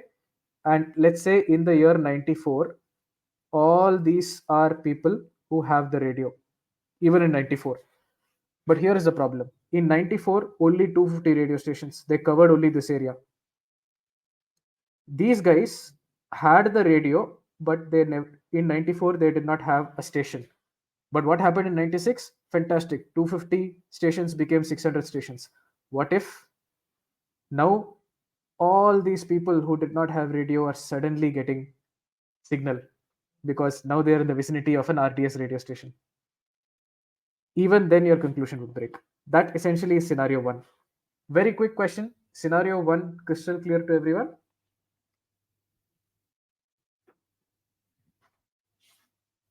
Good. Now this is not easy to pre-think, right? This is fairly difficult, but once you started thinking the right way, you can see how this logically makes sense. Now, let's go through the answer choices. The assumptions are clearly just negating those scenarios. Now, what is the correct answer here? Answer choice A, friends, is the correct answer. Let me bring the poll back. Let's see how many of you actually got this. 26%, 23 of you here, you guys got this perfectly. Answer choice A is the correct answer. But let's understand why this answer choice A is actually correct. Right? Yeah, I believe what you've written is what I've covered. Yeah. So why is this answer choice A correct? This is a very complex answer choice to decipher because it's written in a very complex way. But again, the key is to break it down, go slow, and understand things piece by piece. Few, if any, or in other words, practically none, almost none, of the radio stations that began broadcasting in Vermont after 94. What are the radio stations that began broadcasting after 94? Are they the new ones or are they the old ones? They began broadcasting after 94. So these are the new ones. 94, the radios that you have are the old ones. Then between 94 to 96, what got added? New ones. In other words, almost none of the new radio stations broadcasted to people who already had RDS radios and were staying in areas where they previously did not get signal from RDS stations. Isn't this exactly our idea? So if you negate it, you'll see why it's right also. Right? Almost none of these new radio stations increase the coverage. When I say increase the coverage, it means broadcast to people in areas where people already had the radio, but only the station was not there. If you negate it, at least some radio stations out of from 250 you expanded to 600, right? Out of these new 350 stations that got added, at least a few of them are of the sort that they created coverage, they provided signal to people in areas where people already had the radio. They were just waiting for the signal from a station. If that is the case, can the author still claim that number of wordlanders did not really increase? Not really. The conclusion breaks. So, very quick question. Is the logic of choice A clear at this point? And don't worry, it's a complex answer choice. It's tough to decipher. That's the reason this is a nasty question. I'm going to share the PDF with you. Spend a little bit of time, just a little bit of time going through this explanation. You will understand it. Okay? Do not worry about it. It's you just need to give it a little bit of time. But now let's look at choice B and understand why B, which is so popular, is actually incorrect. Now, tell me, what did I tell you about the acid test for an assumption? What should an assumption satisfy? Almost none. Yeah, almost none practically means very few, because the entire argument is framed that way, right? The number of wordlanders is not significantly higher than what it used to be in 94. Or in other words, it did not increase significantly. It's not saying absolutely it did not increase. It did not increase significantly. So it's the same language that finds itself, which is why you don't see absolutely none, you see almost none. Yeah.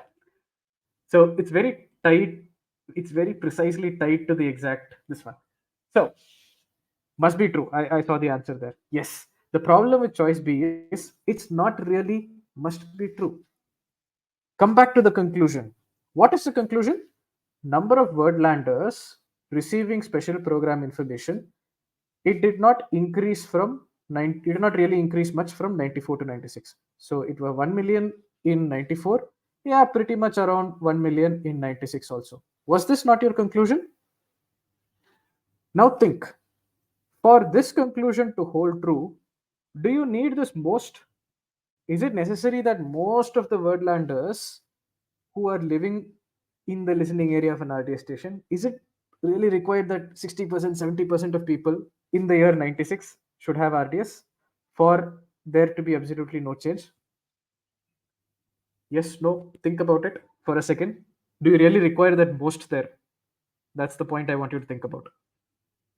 For this conclusion that says that the number of people receiving the RDS programming did not increase. I'll give you an example to kind of,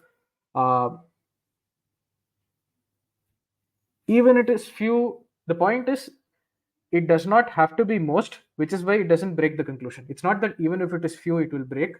The conclusion will still hold true, or rather, it can still hold true, even if you replace most with few. You don't need most there. You don't need 70% or 60%, which is most is greater than 50%.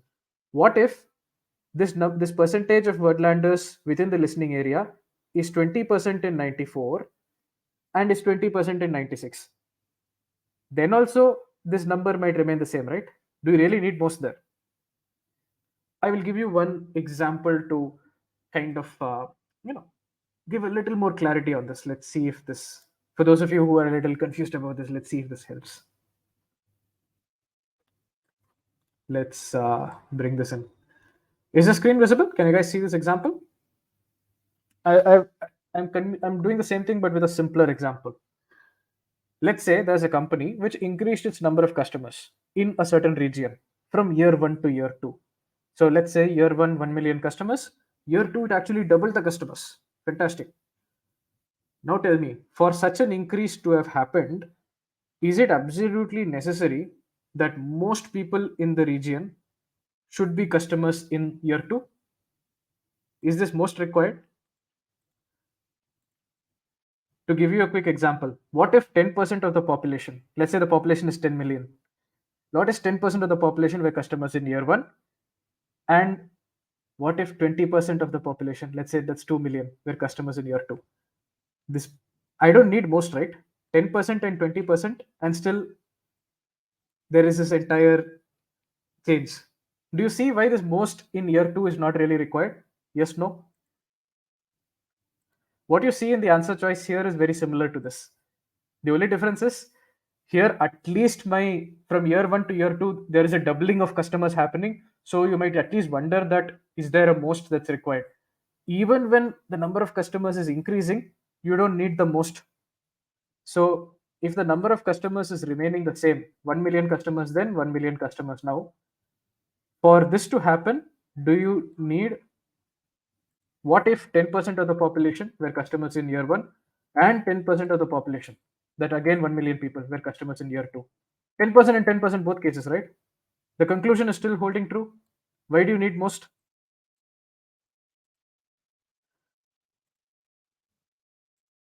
For the rest of you, I saw two people say yes, but is this clear for everybody else as well? That's the simple idea, just that the answer choice states it in a very complex way. You don't really require this much. And again, if you want to go really deep into it, you can take example numbers also. Even here, right? Let's say 94 and 96. Let's say the population of the place is 30 million, 30 million, just for example. Population who resides within the listening area, the number of people residing within the listening area, let's say it is 10 million here, and let's say thanks to the 250 to 600 increase, it became 20 million here. I'm explaining this again in this context for whoever struggled with it, right? So in 94 and 96, I'm drawing this comparison. Let's say the population of Birdland is 30 million, both years. Example. Let's say the number of people within the listening area of an RDS station. It was 10 million in 94, and just for an example, 20 million in 96. The number of people within the listening area of an RDS station who also had the radio. So who are visiting the listening area but also had the necessary radio.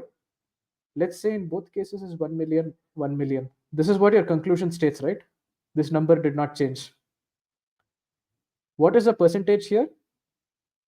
10% in 94, 1 by 10, right? 1 by 10 into 100, and 1 by 20, that is 5% in 96.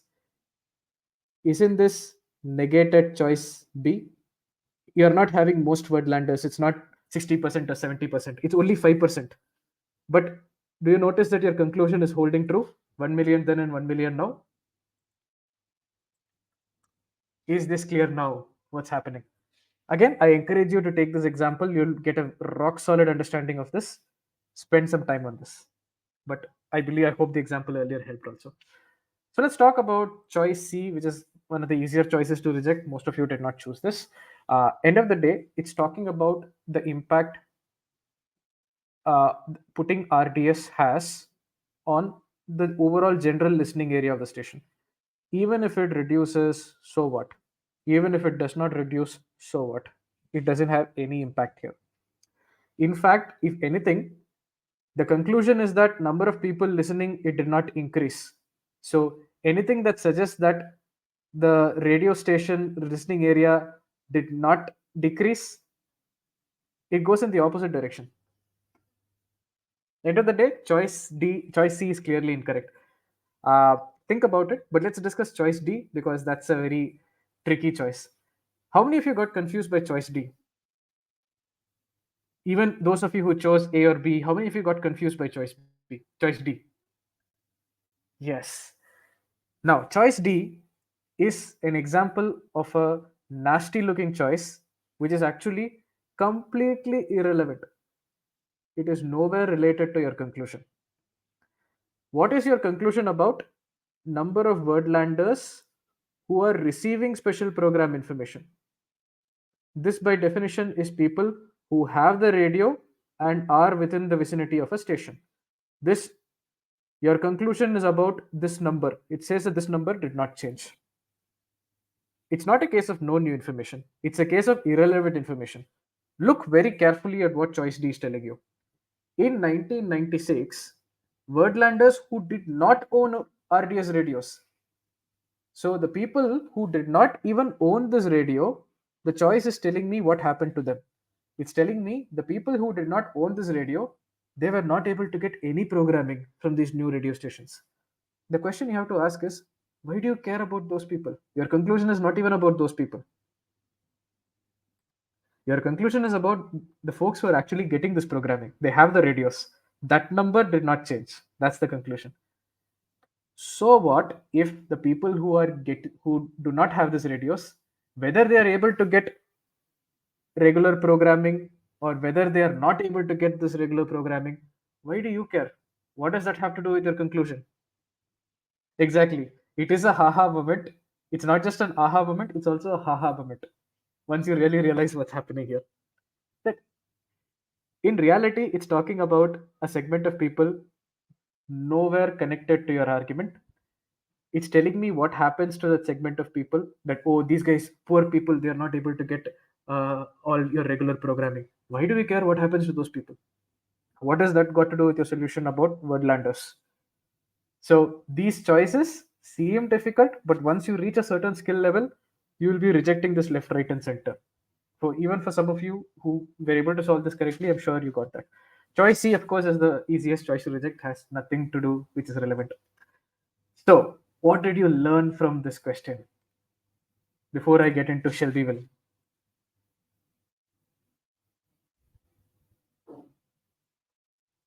And let me bring the poll for Shelbyville while you write that down. So this is the last question that we're going to discuss, of course. Is this session recorded? Yeah, it's recorded. You should be getting a version of the session. Shaurya has a few questions. I will take those. Those are more questions about the course, Shaurya. I will take them. Just let's finish the next question as well. Okay. Good questions. I will definitely take those. So, how is everybody feeling? We went through a pretty heavy question, right? Yeah. Gap between pre-thinking and selecting answers. Of course, I told you the objective of pre-thinking is just to analyze. You still have to do rigorous answer choice analysis, especially with questions that get way beyond the 700 level. In your highway miles question, the highway miles question, that was also 700 level, right? But there, if you did the pre-thinking, you saw how smoothly it translated, it became an answer choice. In a question like this, when I solved this question, I was able to do the pre-thinking that, what if these new stations started broadcasting in places where people already had the radio. I had the idea in mind, but I still broke my head over the choice A, just trying to figure out what choice A actually means, right? And that is interesting. So I could do the second pre-thinking, which is also great. Even to do the second pre-thinking, you should have had a very good understanding of the argument logic. The fact that you're able to do that is a good sign. Okay, great. So I hope you guys are feeling a little, you guys have the energy to do the last question. I know it's a fairly intense session, this one. Let's do Shelby will refuse. Here, choice D is the correct answer, and 50%, around 50%. So makes sense. We were able to do it correctly. For the rest, let's see what's happening here. And even for those of you who got it right, make sure you got it right for the right reasons. The correct answer is choice D, but now let's follow the process and see why. Let me ask this question. How many of you were able to pre-think for this question?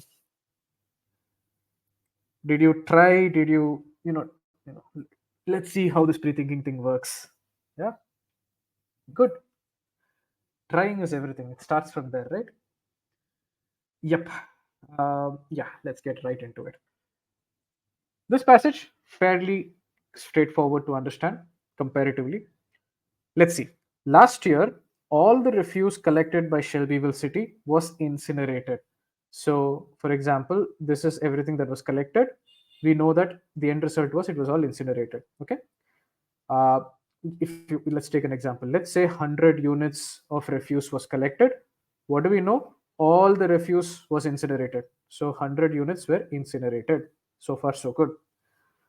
This incineration generated a large quantity of residual ash. So let's say a large quantity, maybe 60 units of residual ash. That's a large looking quantity, just for example.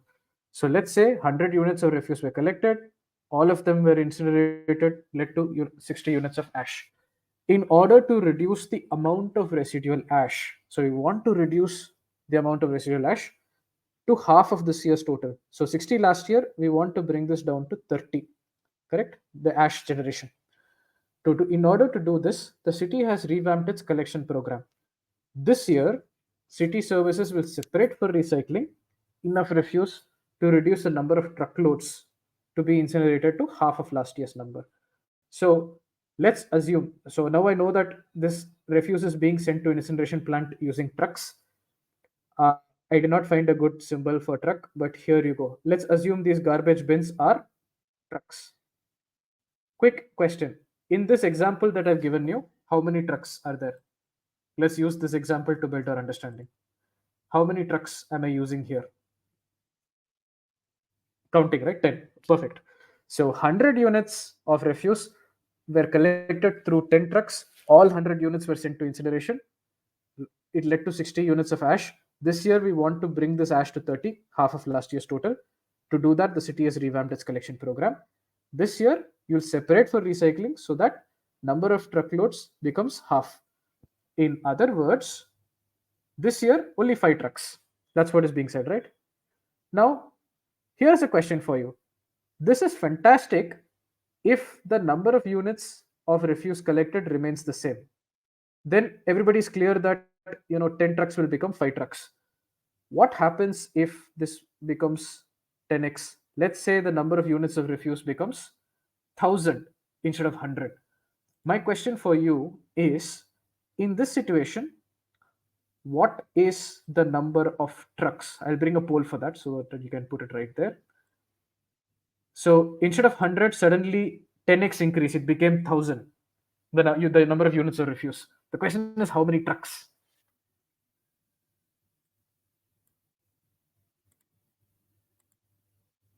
And there's a reason I'm discussing this instead of jumping directly to the question. Come on, waiting for more of you to respond. Yes, there you go. All right. So it's a very simple question, right? I'm not asking you to do any analysis here. Yes. Now, here's what is interesting for me. Only 5 of you have chosen the right answer here. The right answer is, I am still going to send only 5 trucks.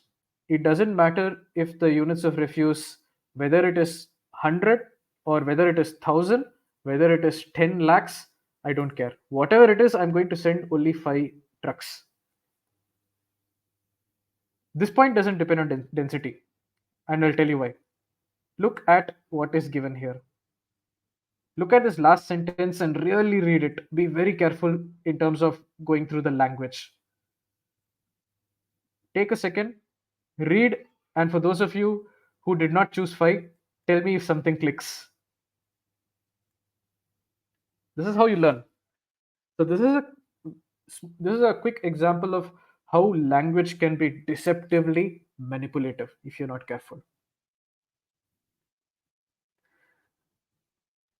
For those of you who did not choose 5, any of you who are realizing, yes, separation will be done such that the refuse will come down to 5 trucks no matter what. Exactly, no matter how much refuse, I am still going to separate. So the key is to focus on the sentence. This year, city services will separate for recycling enough refuse to reduce the number of truckloads. This enough refuse to reduce is the key. What does this really mean? I don't care how much refuse is being collected. I am going to separate enough to ensure that I send only 5 trucks. For all of you who did not choose 5 as the correct answer here, you got lucky if you still chose choice D. Because choice E then becomes a very interesting answer choice. What is half of last year? Last year I sent 10. Whatever the refuse, I'm sending 5. Half of last year is exactly the reason why whatever the amount of refuse, I'm going to send only 5 trucks. Last year I sent 10 trucks. This year, whatever happens, I am going to reduce number of truckloads to the number of truckloads is reducing to half of last year's number. So if I sent 10 trucks last year, I'm sending only 5 trucks this year, whatever happens. If you did not understand this, it is a visualization gap. You did not read the argument properly. Is this clear? Let me just broadcast this. Yeah. Clarity on this? Very interesting, right? It's just language manipulation. And these are not words that are very difficult. Is there any jargon word here? Is your vocabulary being tested with that particular sentence? Enough, refuse to reduce. Those are all words you know. So what is missing? You're not visualizing the idea correctly. If you falter here, okay? What is not clear? If it's not clear, put it there in the Q&A or something. Let me help. Look at that sentence. This year I'm going to separate for recycling enough refuse to reduce the number of truckloads to half of last year's number. So whatever the amount of refuse, I'm going to separate enough to ensure that the number of truckloads, which was 10 last year, will reduce to half of that number this year. So 10 will become 5, whatever the number of units of refuse. I hope it's clear now. Look at that sentence. Else, I'm going to share the PDF. Make sure you check it out. Think about it, you'll get it. Shall we move on? Now, I believe the argument is fairly crystal clear. What's really happening here? Can we always visualize such concepts with the help of numbers? Numbers are useful. I'm a big fan of using numbers where necessary, especially in the context of CER. It's not always necessary to use numbers. You don't overuse numbers just for the sake of using numbers. No. For example, I'll give you a quick example. If I give you a statement which says x is taller than y, x in terms of height, x is taller than y. Do you really need to take an example number to understand this? Or is it crystal clear, obvious in your brain? The judgment comes from that. If the core idea is very easily absorbable by your brain, if you feel like, yeah, I got this, x is taller than y is very clear to me, then you don't necessarily have to take a number, x is 170 centimeter, y is 150 centimeter. Not necessary. On the other hand, when the ideas are a little more complex, it's useful to take numbers. Does that help? Quick yes. Case by case basis. Here in this example, because we are dealing with some of these difficult questions, I am taking those number examples to show you how to truly visualize the idea in an easy way. So what's happening here? The argument is very clear. The conclusion is that, hey, so what is the conclusion? That's also an important point, right? There is no conclusion in the passage. Somebody asked, where is the conclusion always in the stimulus? No. Here the conclusion is somewhere else in the question stem. Which of the following is required for the revamped program to achieve its aim? The aim is 50% reduction in ash, right? So what is the author assuming in order to claim that the program will achieve its aim? So I hope the conclusion is clear. So coming back here, the conclusion is that this year the ash generated is going to be only 50% of what it was last year. If it was 60 last year, it's going to be 30 this year. That's the conclusion. What is the logic? The logic is very simple. Last year, great, everything was incinerated. This year, if I sent 10 trucks last year, I'm going to send only 5 trucks this year. Whatever happens towards incineration to the incineration plant, I'm going to send only half the trucks I used to send last time. Therefore, I should see a 50% reduction. Logic is clear. Now let's again, the process remains the same. It does not change basis the question. In what scenario will the ash generation, will the program fail? Or in other words, in what scenario will the ash generated still be more than 50%? Even though I am sending only half as many trucks. Think about this for a second. Let the group give me some answers. Of course, you know the choice D is correct. I did tell you that. But think about it. Logically, if I give you this question, what should be the answer?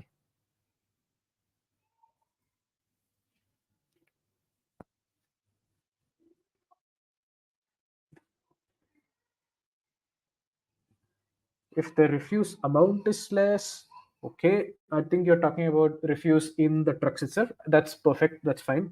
More refuse in each truck. Yes, that is a fantastic answer. Yep. Essentially, I see that you guys are harping on the same idea, which is correct. Somehow, Boss, earlier I used to send 10 trucks. Now I'm sending only 5 trucks. But what if the amount of refuse I'm sending through these 5 trucks is still more? I'll give you a simple example. Let's say earlier I was filling these trucks only to 80% capacity. 20% free space was there in the trucks. But now that I know that I'm reducing the number of trucks, instead of 80%, I start cramming those trucks to 90%. Number of trucks is reduced from by half, but the refuse per truck has actually increased. The refuse I'm still sending to incineration has actually increased. Therefore, you can still expect ash generated. This is one way of looking at it. Another way ash per truckload could be higher is if, let's say, the chemical composition of the refuse changes. Think about that. Even last time I sent the same amount of refuse. Even this time I sent the same amount of refuse. But the ash generated per truckload is higher this time. Why?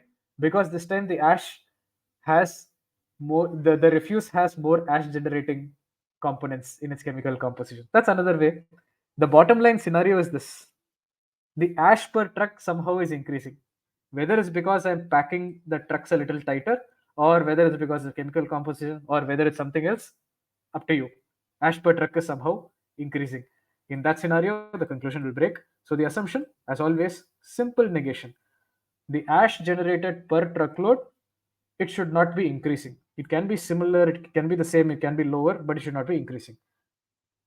If this is clear, let's look at that choice D. First, let's look at the other choices as well. Let me bring the poll again just to see how you guys did. Where is the poll? Yeah, here it is. D was chosen by 53% of us, which is great. Uh, let's look at each of these choices. Some of you chose choice A. The only reason choice A is not correct, in my opinion, at least one of the main reasons why it's not correct, is it's actually not providing you any new information. Do you remember that I told you there are two conditions for an assumption? It has to be, must be true, yes, but it also has to be providing something which you didn't already know. Look at choice A. It says this year, no materials that city services could separate will be incinerated. Or, in other words, whatever you're separating, it's not going to be incinerated. But isn't this something you already know from the passage? You are going to separate for the purpose of recycling. What you're not separating is what is getting incinerated. So whatever you're separating is not getting incinerated. It's practically inferable fact. So for those of you who chose choice A, is it clear why A is incorrect? Uh, 7 of you chose choice B. Choice B is probably the easiest choice to reject here because nowhere are we talking about cost. We don't care if this plan is too if it's expensive, if it's cheap, nobody cares. Cost is not a factor at all. Choice C was somewhat popular. Let's kind of talk about it. Again, why is it not true? It does not satisfy the must be true condition. It all comes down to the same stuff. Refuse collected by city services will contain a larger proportion of recyclable materials this year than it did last year. Is this necessarily true? This is very similar to your choice B. Is that most required? Actually, no. Similarly, do you need a larger proportion this year? No. Let me give you a quick example. Let's say last year 100 units of refuse were there, out of which 70 units were actually recyclable. But you still, last year incineration was not done, recycling was not done, right? So 100 units, the 70 units were also incinerated. All the 100 units were incinerated. You got 60 units of ash.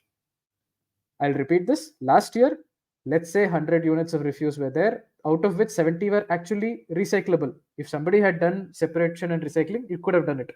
But what happened last year? Everything was sent for incineration. 100 units incinerated, 60 units ash generation. This year, let's negate choice C and say this year 100 units of ash, 100 units of refuse, and let's say again the exact same, no increase, not a larger proportion. So exact same 70 units of refuse. But this time, out of the 70 units of refuse, 50 units I'm throwing away for recycling. I'm sending for incineration only 50.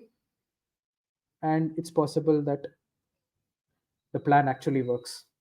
Do you see that even in the presence of negated choice C, your conclusion can hold true. For those of you who struggled with choice C, is this clear? Are you clear now? Quick yes, quick no. It is difficult to think, and that's where there are skill levels, right? This question, once you build the ability, it's not complex. It's not at all complex, right? There are levels to this. Think about it. Is it really necessary that that proportion has to be larger? I just showed you that it does not have to be necessary. It does not satisfy the must be true condition. Is the logic clear? Yes, no? Great. Now, if you're able to do this well right now, great. But remember, even if I told you right at the start, even if you're struggling a little bit with this right now, that's because these are difficult questions. This is difficult logic for some of us. If you build the skill, this question is not a problem. The last question is still difficult. This question is not difficult once you build the skill. Okay. Choice D is your correct answer, and you can see why. It is exactly in line with your pre-thinking in this case. The refuse incinerated will generate no more ash per truckload than last year. Or in other words, ash per truckload will not increase. Why does this work? If you negate it, it essentially says ash per truckload is higher. If ash per truckload is increasing, your conclusion breaks down. This is what we saw. So choice D is actually your correct answer. Choice E was somewhat popular, but think about the point that I discussed earlier. The total quantity of refuse, whether it is 100 or whether it is 1 lakh, I am still going to send half the number of trucks this year. So, does it really matter that the total quantity of refuse is greater than what it was last year? No, right? This last year it was 100. This year it may be 1,000. But what do I know? I'm still going to separate enough recycling to ensure that I send only 5 trucks. So I may send only 5 trucks. I may end up burning only 50 units. I may end up with exactly half the ash. Choice E, even when negated, the conclusion can very well hold true. That's why it works. That's why it's incorrect. Okay. So I hope this helps. Everybody, how are you guys feeling now that you have gone through a very intense session? Now I'm just going to summarize and wrap up things. And I'm going to share with you the resources that we discussed. Any quick feedback, anything that you have learned, anything you found useful, any other feedback, anything that you want improved, feel free to dump it right here. Motivated studying, that's a very beautiful thing to say. I'm happy to see that. You should also enjoy the studies. Don't go in to prepare just for the sake of, oh, I have to go through all these motions. Start enjoying what you're learning. Life will be fantastic. Too long a session, that's always good feedback. This session tends to be long, that I understand. Any other feedback is also welcome. So let's talk about what it takes to get to that next level. The first thing I want you to understand is everything we discussed today, some of it might seem difficult, but nothing here is rocket science. Correct? Is there something that we did which is so complex that, oh my God, are you dealing with integration or something like that here? No. These are things that you can do. It takes some skill to build this, but once you build the skill, you will build the skills. What I mean by that is accuracy will start improving immediately. As you start doing pre-thinking in a proper way, accuracy will immediately start improving. As you build your skill to the required level, your efficiency will also improve. Again, some of you might be wondering, how the hell is all this possible in 15 seconds? I know. I've been through that journey. I know that it's possible, right? We do it all the time. So efficiency improves as you build the skill. Think about learning your piano. Initially, you're going to be bad at it. But as you start building ability, you start becoming a Beethoven or an Ilayaraja, right? So there are these core skills like visualization, extracting the logic. Those skills are important. Combine them with pre-thinking. That's what it will take you. Now, irrespective of how you're studying or where you're studying from, whether you're an e-GMAT student or not, one thing I want you to take away from this session is uh, the habit of reviewing where you're faltering. You should definitely figure out where you're faltering if you're faltering somewhere. And the key to that is what I'm discussing now. Figure out what is stopping you from getting that score. Is it a question of fundamentals not being in place? For example, In the tenured professor question, some of you were not able to identify what exactly is the correct conclusion. That's a fundamental problem. If you cannot identify the conclusion, everything downstream is gambling, right? This is a fundamental thing. If this is your problem, you need to work on those fundamentals. For some people, visualizing the conclusion properly and applying that understanding when you're doing answer choice analysis. RDS, answer choice B, you have to bring that understanding of the conclusion to figure out whether it's a right answer or not. So that visualization of the conclusion is sometimes an issue. Some of us read it, we understand it, but we don't understand it to the point where it's in our head. For some of you, it's the other aspects. The logic wasn't clear. RDS, the logic is complex. The logic was not clear. I was not able to do pre-thinking. These are also skills that you need to build. And if you're faltering here, there are ways to fix that as well. But you need to know firstly if you're faltering there. The last part, and once people reach a certain level, so even when somebody reaches, let's say, a 700, they're able to do all these things well. That's why they're getting a 700. And they're able to do this reasonably well.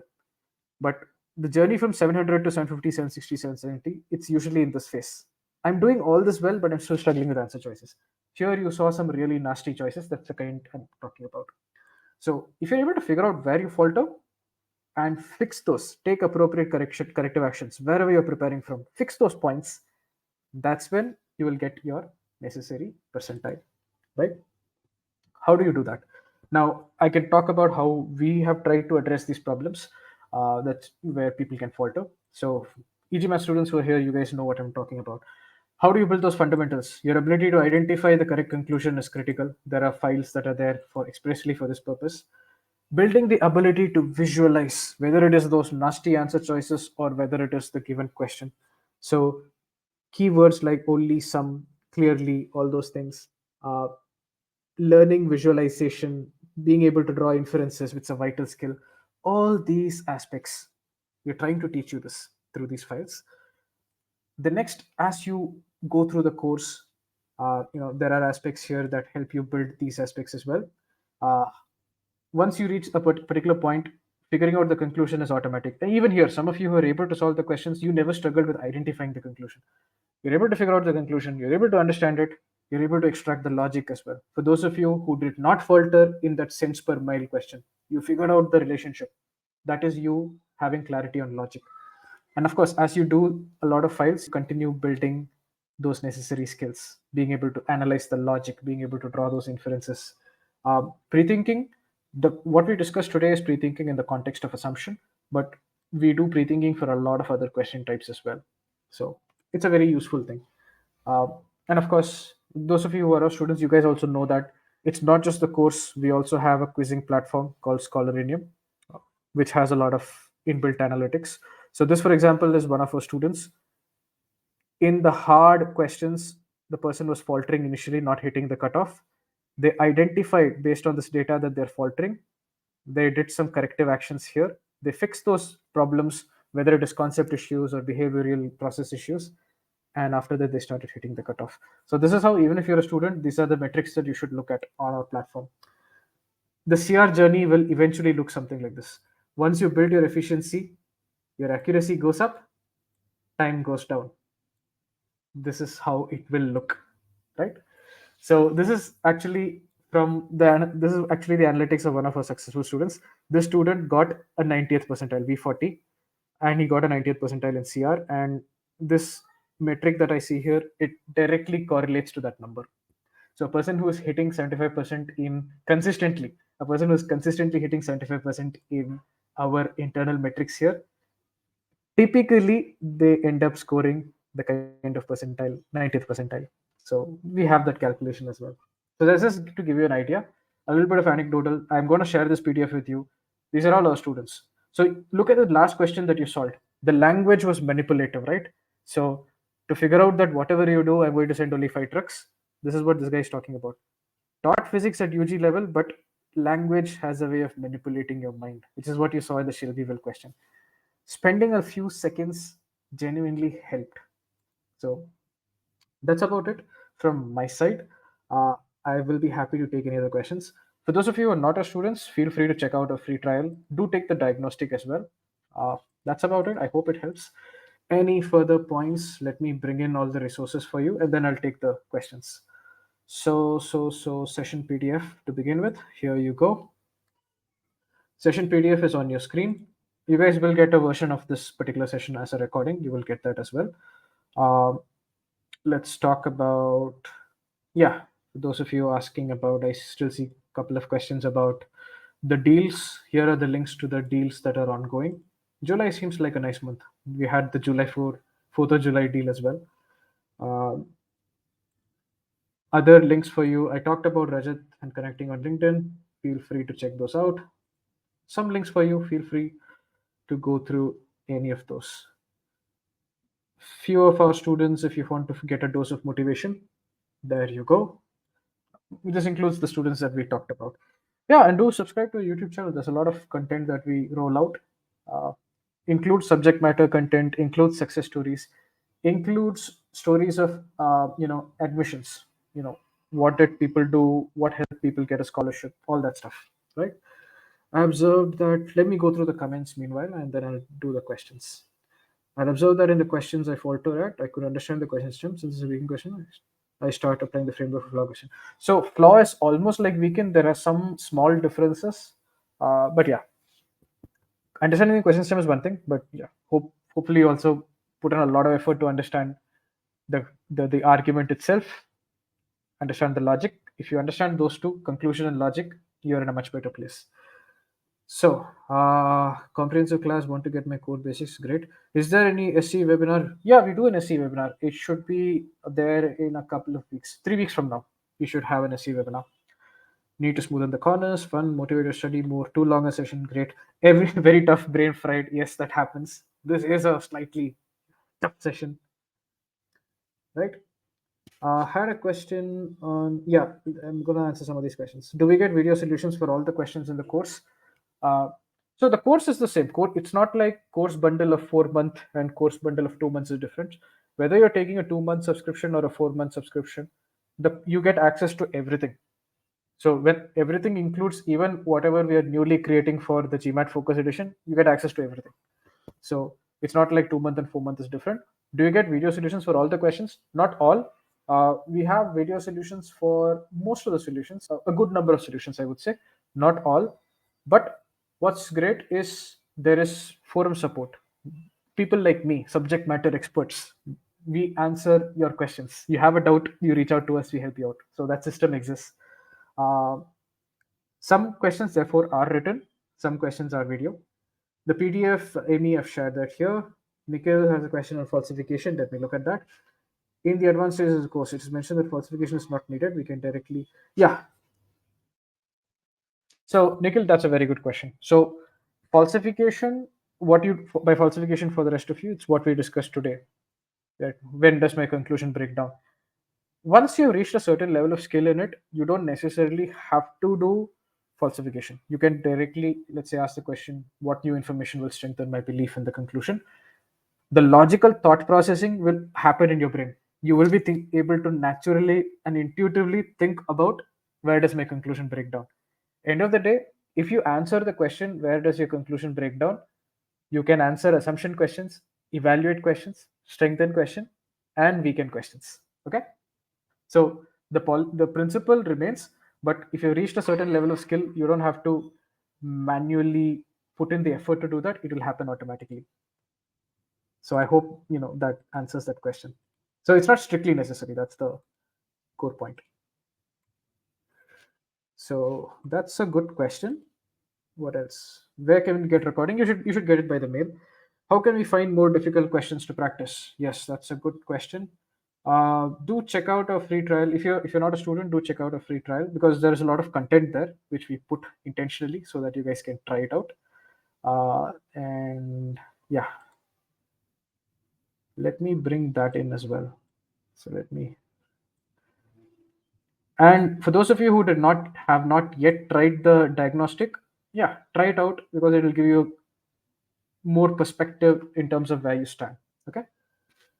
What else? How can you contact me? So if you write to support@egmat.com, you can always find me. You can also, if you search the company name and search with my name, you'll also find me on LinkedIn. That's there. But yeah, in general, you can always reach out to support. It will reach us. If you have any doubts, happy to answer that. Can we separately enroll for Sigma X mocks and analysis? Yeah, unfortunately, no, we do not do that right now. It is an all-in product. When you subscribe for the product, you pretty much get everything: quant, verbal, Sigma X, Scholarinium, the whole everything, the whole gamut of it. That's the way it is right now because that's what we've seen as most useful for students. So yeah, that's kind of set at this point. So I think we have answered the questions that I see here.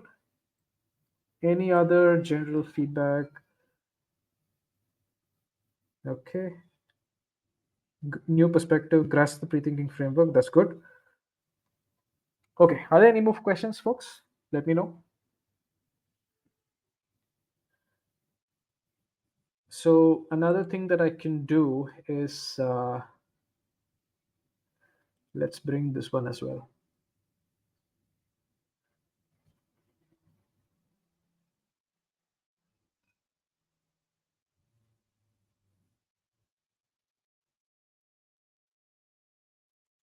If I can see it, I'll bring that in, or let's drop that. I think I already shared with you guys you know the article about GMAT focus. But if anybody who missed it when I did share it, let me bring that back up for you. But there's a lot of things that are changing pretty soon, so you guys may have to decide how you want to, which version of the GMAT you want to take, right? Go through the article, it gives you a certain level of clarity. Do more research with OG as well, with what the official guide has told you. All of that will help. All of that is important. So that's it from my side. Any other general points? I'll wait for a couple of minutes to see if there are any further questions or any more feedback that you guys want to bring in. And after that, let's wrap this up.